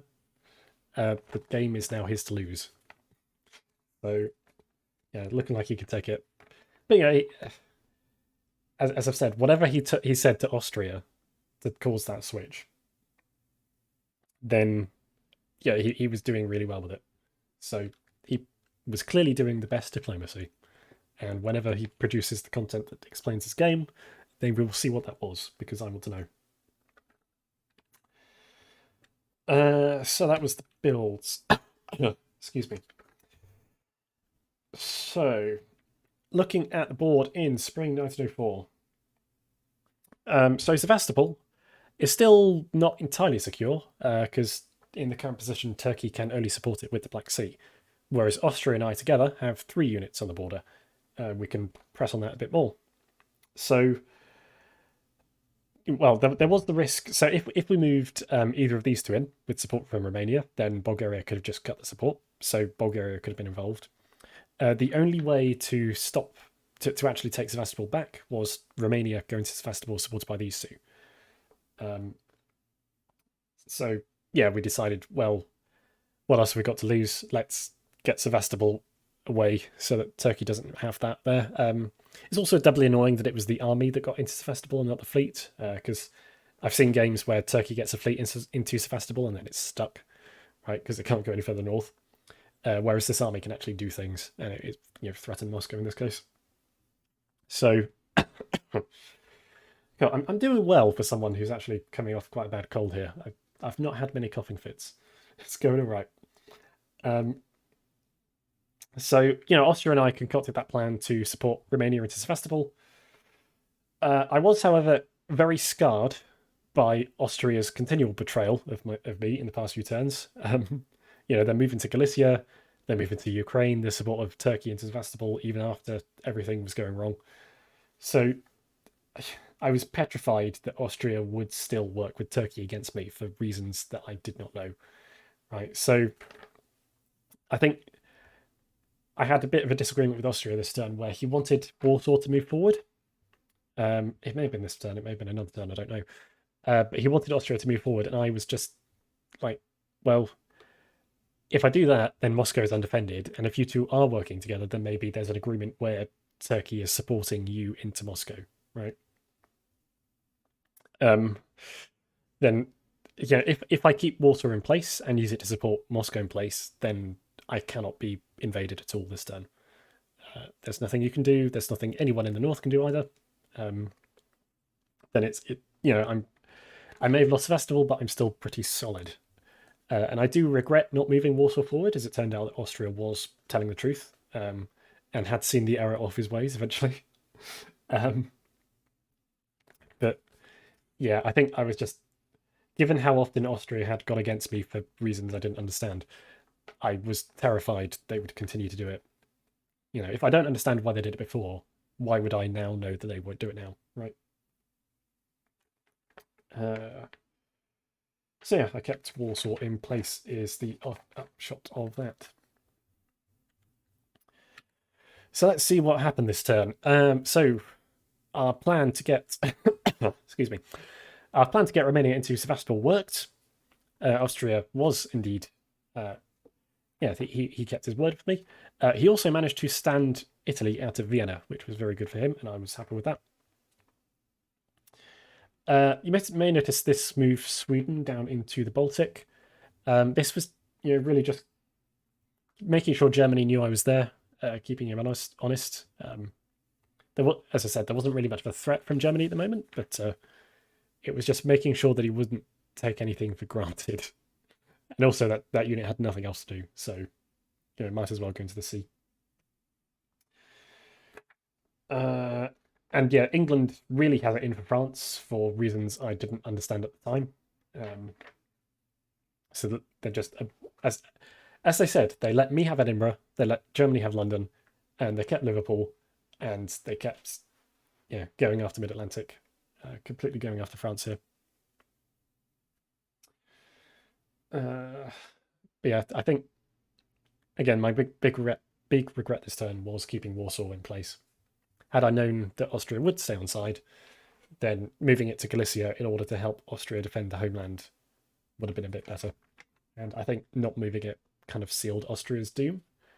But a part of me kind of felt like maybe they deserve it after deciding to attack me when they were clearly being attacked by everyone else anyway.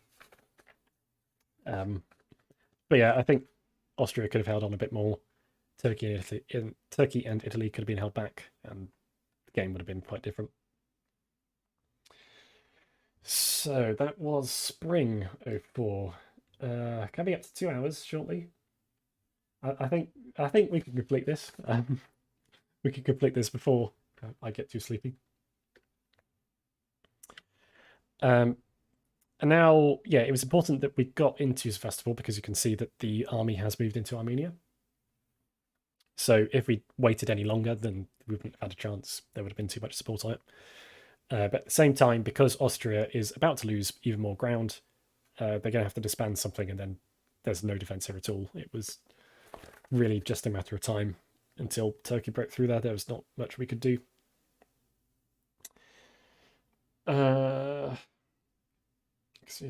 So really what I could see at this point was that the game was becoming a France-Germany-Russia alliance versus an Italy-Turkey alliance, with Italy and Austria not long for this world, really.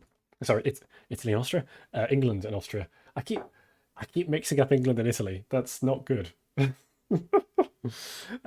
Yeah, England and Austria were not long for this world. So I went to Turkey and I said, look, we're heading towards a stalemate here. Is there anything I can do to convince you to turn on Italy? Because you have been clearly friendly with Italy the entire game. You're carving it up together, but look at this. You have, such an ability to attack Serbia right now and get fleets out into the west against Italy. Like, can you not just attack Italy? Can you please help us avoid a stalemate here? And Turkey just refused to budge. He just straight up told me that I will not stab Italy until the stalemate line is formed. And I mean, I can't blame him, but it was very disappointing, really. And I think, maybe I was trying to sow fear in Italy instead, because I knew that Italy was, again, much more of a chaotic player. So I was trying to make Italy do something rash by attacking Turkey instead, trying to get it in his head that maybe Turkey was about to turn on him. But that there was nothing doing. I was not skilled enough in the diplomacy here to actually get either of these people to turn on each other. So what did I actually do anything interesting this turn? Let's see the moves and find out. No, I just held Sevastopol place. Moved into North Sea. So that was me preparing for this inevitable stalemate line across this axis here. And me moving my fleet down to the choke point, or in a place where it could help France. And it also kept Germany and England honest, right? Instead of just leaving this here, it was doing something slightly threatening. Austria, unfortunately, they got the wrong guess from Italy. So, yeah, Serbia just walked straight into Budapest because Austria assumed that there would be some kind of standoff in Vienna. But yeah, they guessed wrong. Italy was instead more occupied with maintaining Munich, which they still didn't do because France and Germany were very much working together now. And I can't remember. It may have been this turn. It may have been earlier. It may have been later. When I created the France, Germany, Russia group chat to try and organise our moves now, seeing the way the world was turning. So I think that definitely made them more likely to work together, which they immediately proved by taking Munich here. But yeah, it didn't exactly work out bad for Italy because they could just walk into Budapest without that bounce in Vienna. So had Austria stayed in Budapest, they would have been fine. Had I stood them out in Vienna, if my army had been in Galicia at the time, then they would have been fine. But yeah, it was sad. And they would have remained on 3 centres, having taken Sevastopol, been able to keep all their units, but instead, looking at this situation, they would have had to disband a unit. And it's not hard to see that it would have to be Ukraine, which then just lets Turkey in. There's nothing we could have done. So this sneakiness from Italy here, once again, screwing over mine and Austria's attempts to hold back Turkey. Yeah, this move here was interesting. So France had intended to stand themselves out of Spain. So in order to keep that secure from potentially an English incursion there, while still keeping Gulf of Lion on their side. So Italy has moved very aggressively towards the stalemate line. And had France stayed in Lyon, then they wouldn't have had as much of a purchase there.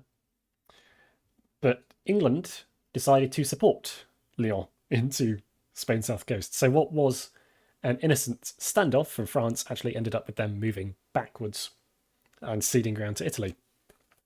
So very well played by England and Italy there. I know that France was infuriated about that. So yeah, Italy just getting everything, apart from Munich, I suppose, getting everything his way. And this, he was, closed out to Munich. And the retreat here was very interesting. So he chose to retreat to Silesia rather than Bohemia. Everything he told me at this point, so Italy and I had been in constant press throughout this, where he was saying, can you help me in Austria? Can you help me in Austria? Can you help me in Austria? And I was saying, yeah, kind of, and then not doing that. And he clearly realised that I was not going to help him. He was getting quite annoyed. But then I said, right, if you're honestly trying to claim that you're attacking Austria and you're not going for me right now, why have you gone to Silesia? Because you could have gone to Bohemia. And this comes up again next turn, right? Where he says, oh, I'm so frustrated that I don't have your help against Austria. And I'm like, well, you could have moved to Bohemia and had the equivalent of my unit there instead. I think this Silesia move was a bit maybe poorly thought out, but at the time it seemed quite a bit threatening, actually.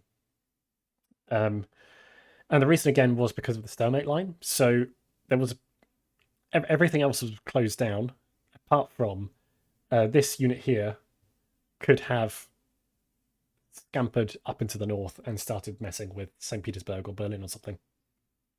And it could have been the weak link in our defense of it. So the move to Silesia was perhaps an attempt to do that.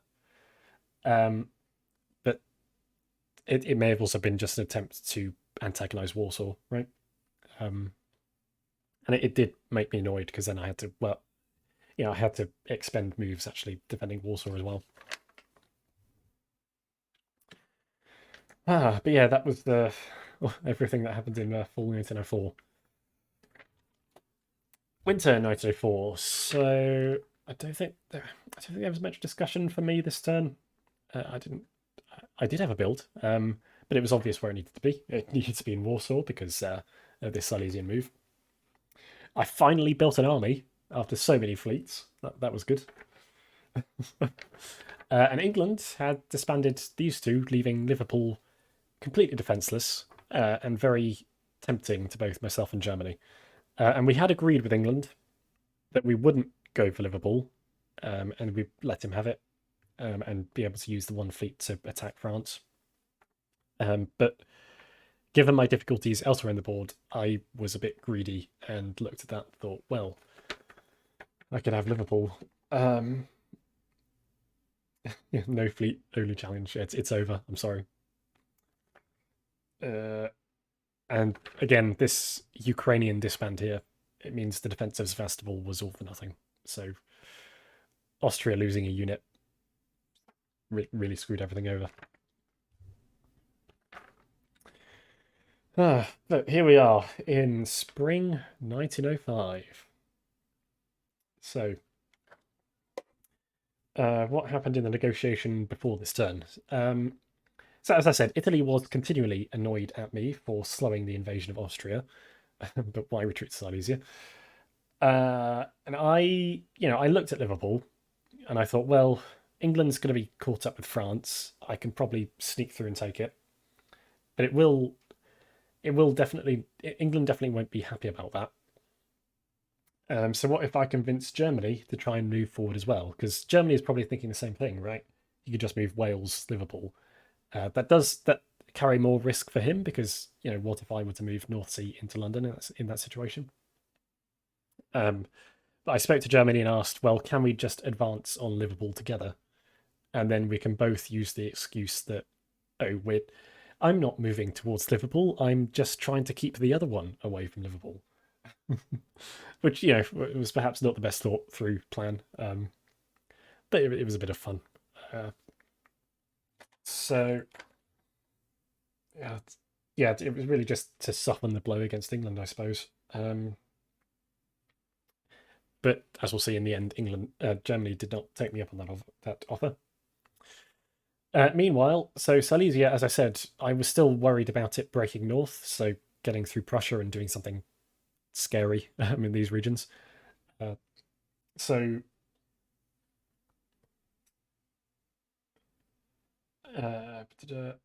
supported Germany against. Yes, so I supported Germany.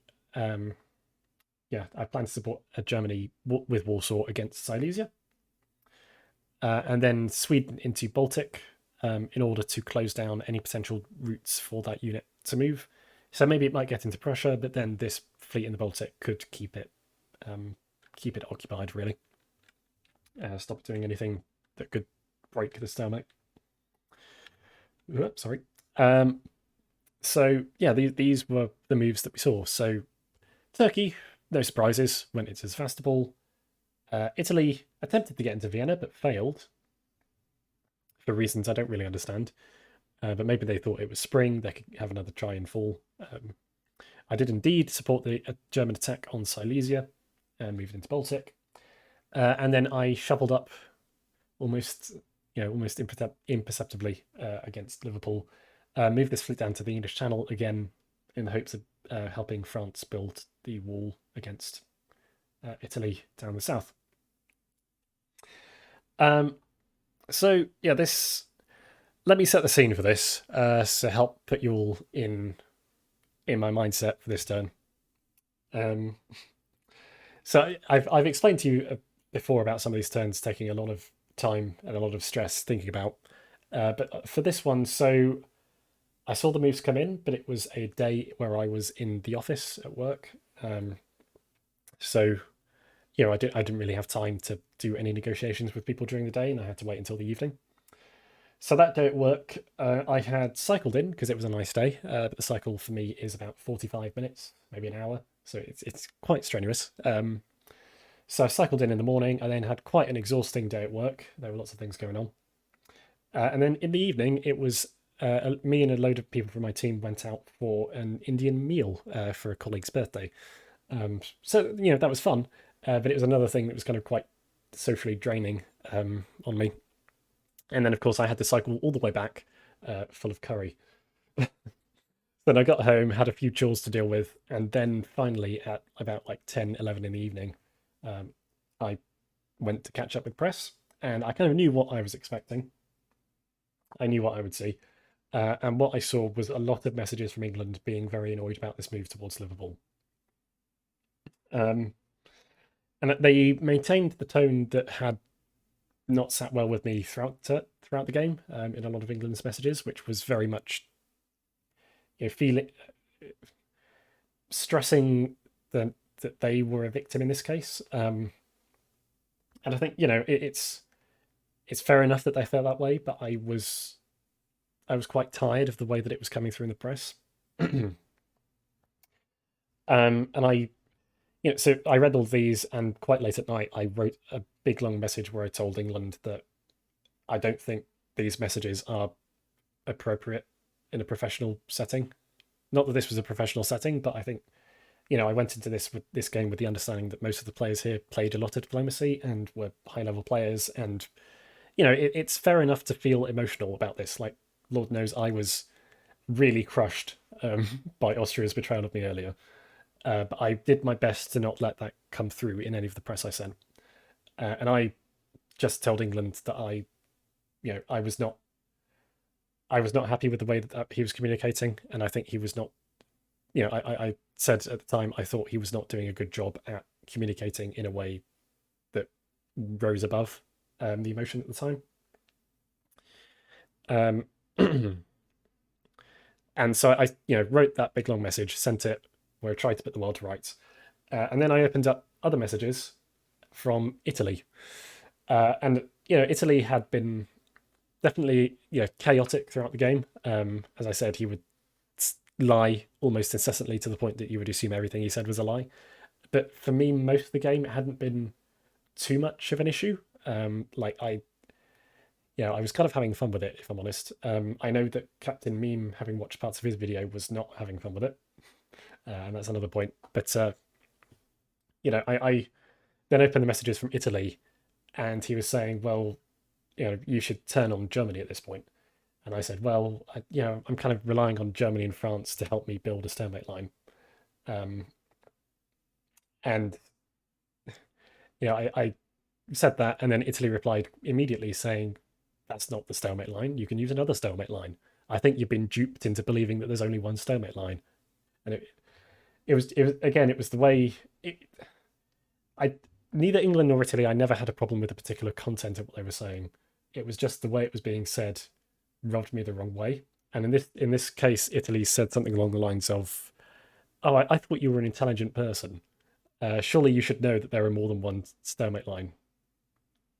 Um, and I know that there's more than one stalemate line, but I think given the way that I had worked with France and Germany in this situation, or so far in this game, I was happy to coalesce around this one stalemate line and see where things went from there, and try and get Italy or Turkey to break. But obviously, I wasn't going to tell Italy that.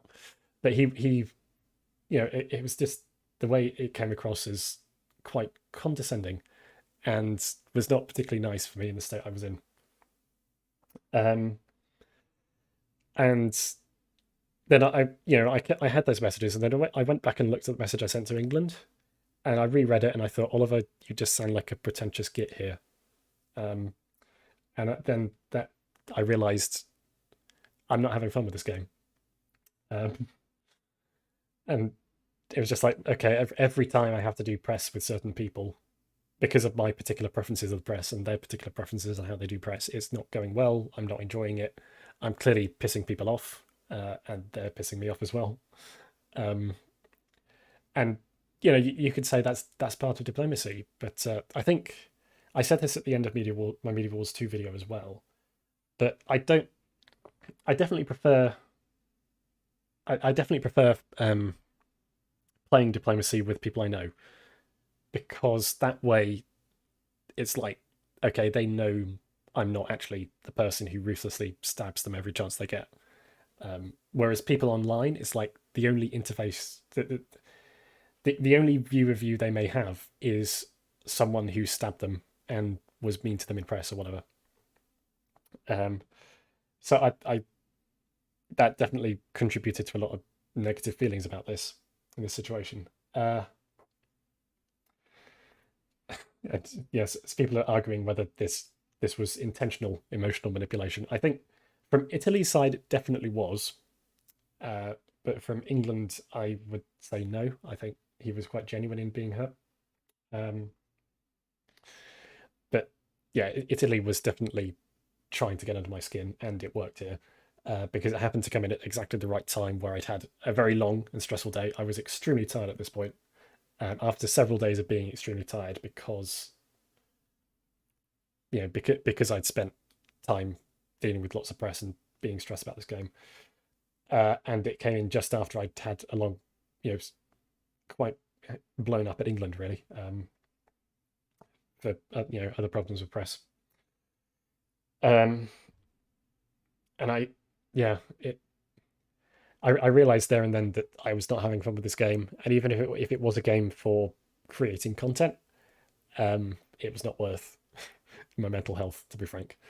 Um, so I went to Captain Meme, who was the GM for this game, and I said, "Can I resign and be replaced, please? Because I'm not doing well with this, and I don't really want to deprive everyone else in this game of a fair game by just having Russia drop out."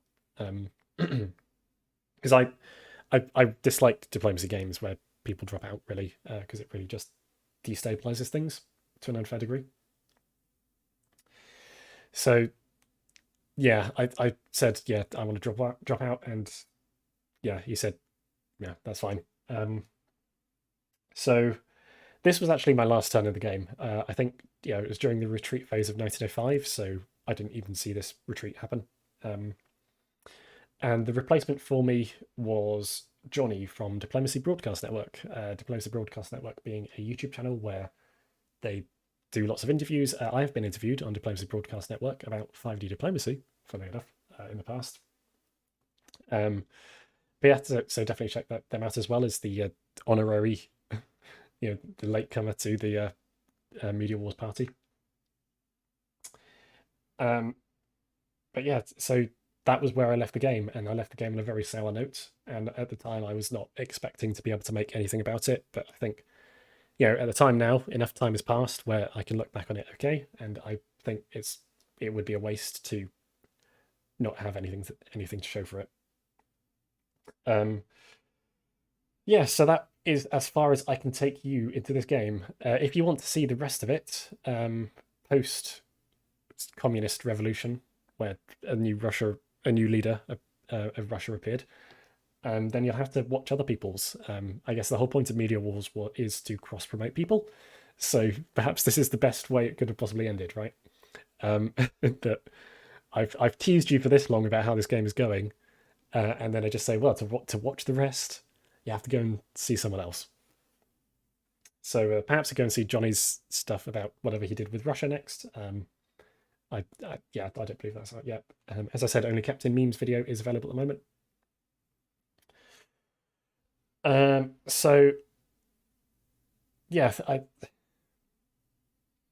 guess it's a disappointing end, but it was a disappointing end to the game. And I think it wasn't what I had expected going in.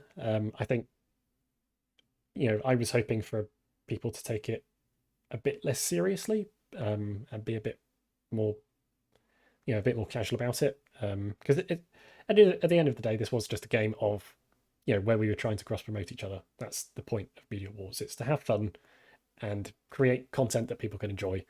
And I tried to do that, and other people have done that, and they have created content that people enjoy.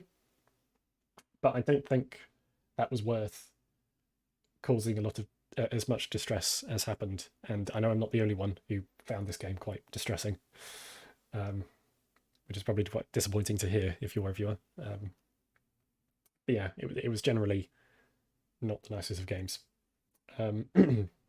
But there were plenty of turns where I did have fun with it, where I was getting really into it, and I think it's that kind of 1903, 1904 period where there's still a lot in flux that is my favorite part of the game of diplomacy, because you start off with the openings, and they're often quite standard, and then you get to a stalemate position and nothing happens. But between those, around 1903, 1904, usually, you get things that are interesting. You get some beautiful things happening, as hopefully you've seen. So yeah, I think I'm going to have to end it there, and I regret to end it here, but that is where it ended. Sorry. But yeah, thank you all for being here. This was fun, and I had fun seeing the chat and seeing some things appear in the chat that revealed information about the game that I was not privy to. That was very useful. Hopefully this was entertaining in the end. Yeah, I mean, I've had fun doing this stream, actually. This was really good. So I'm glad I did it in the end.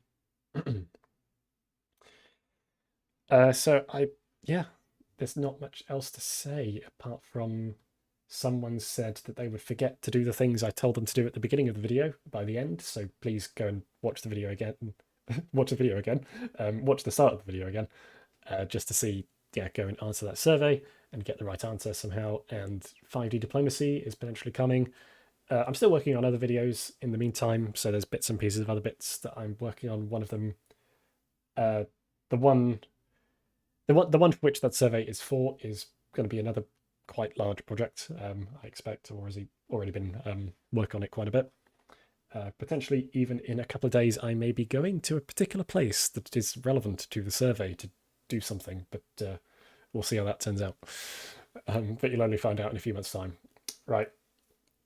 Yeah, I'll leave it there then. Thank you all very much for watching. I will see you next time.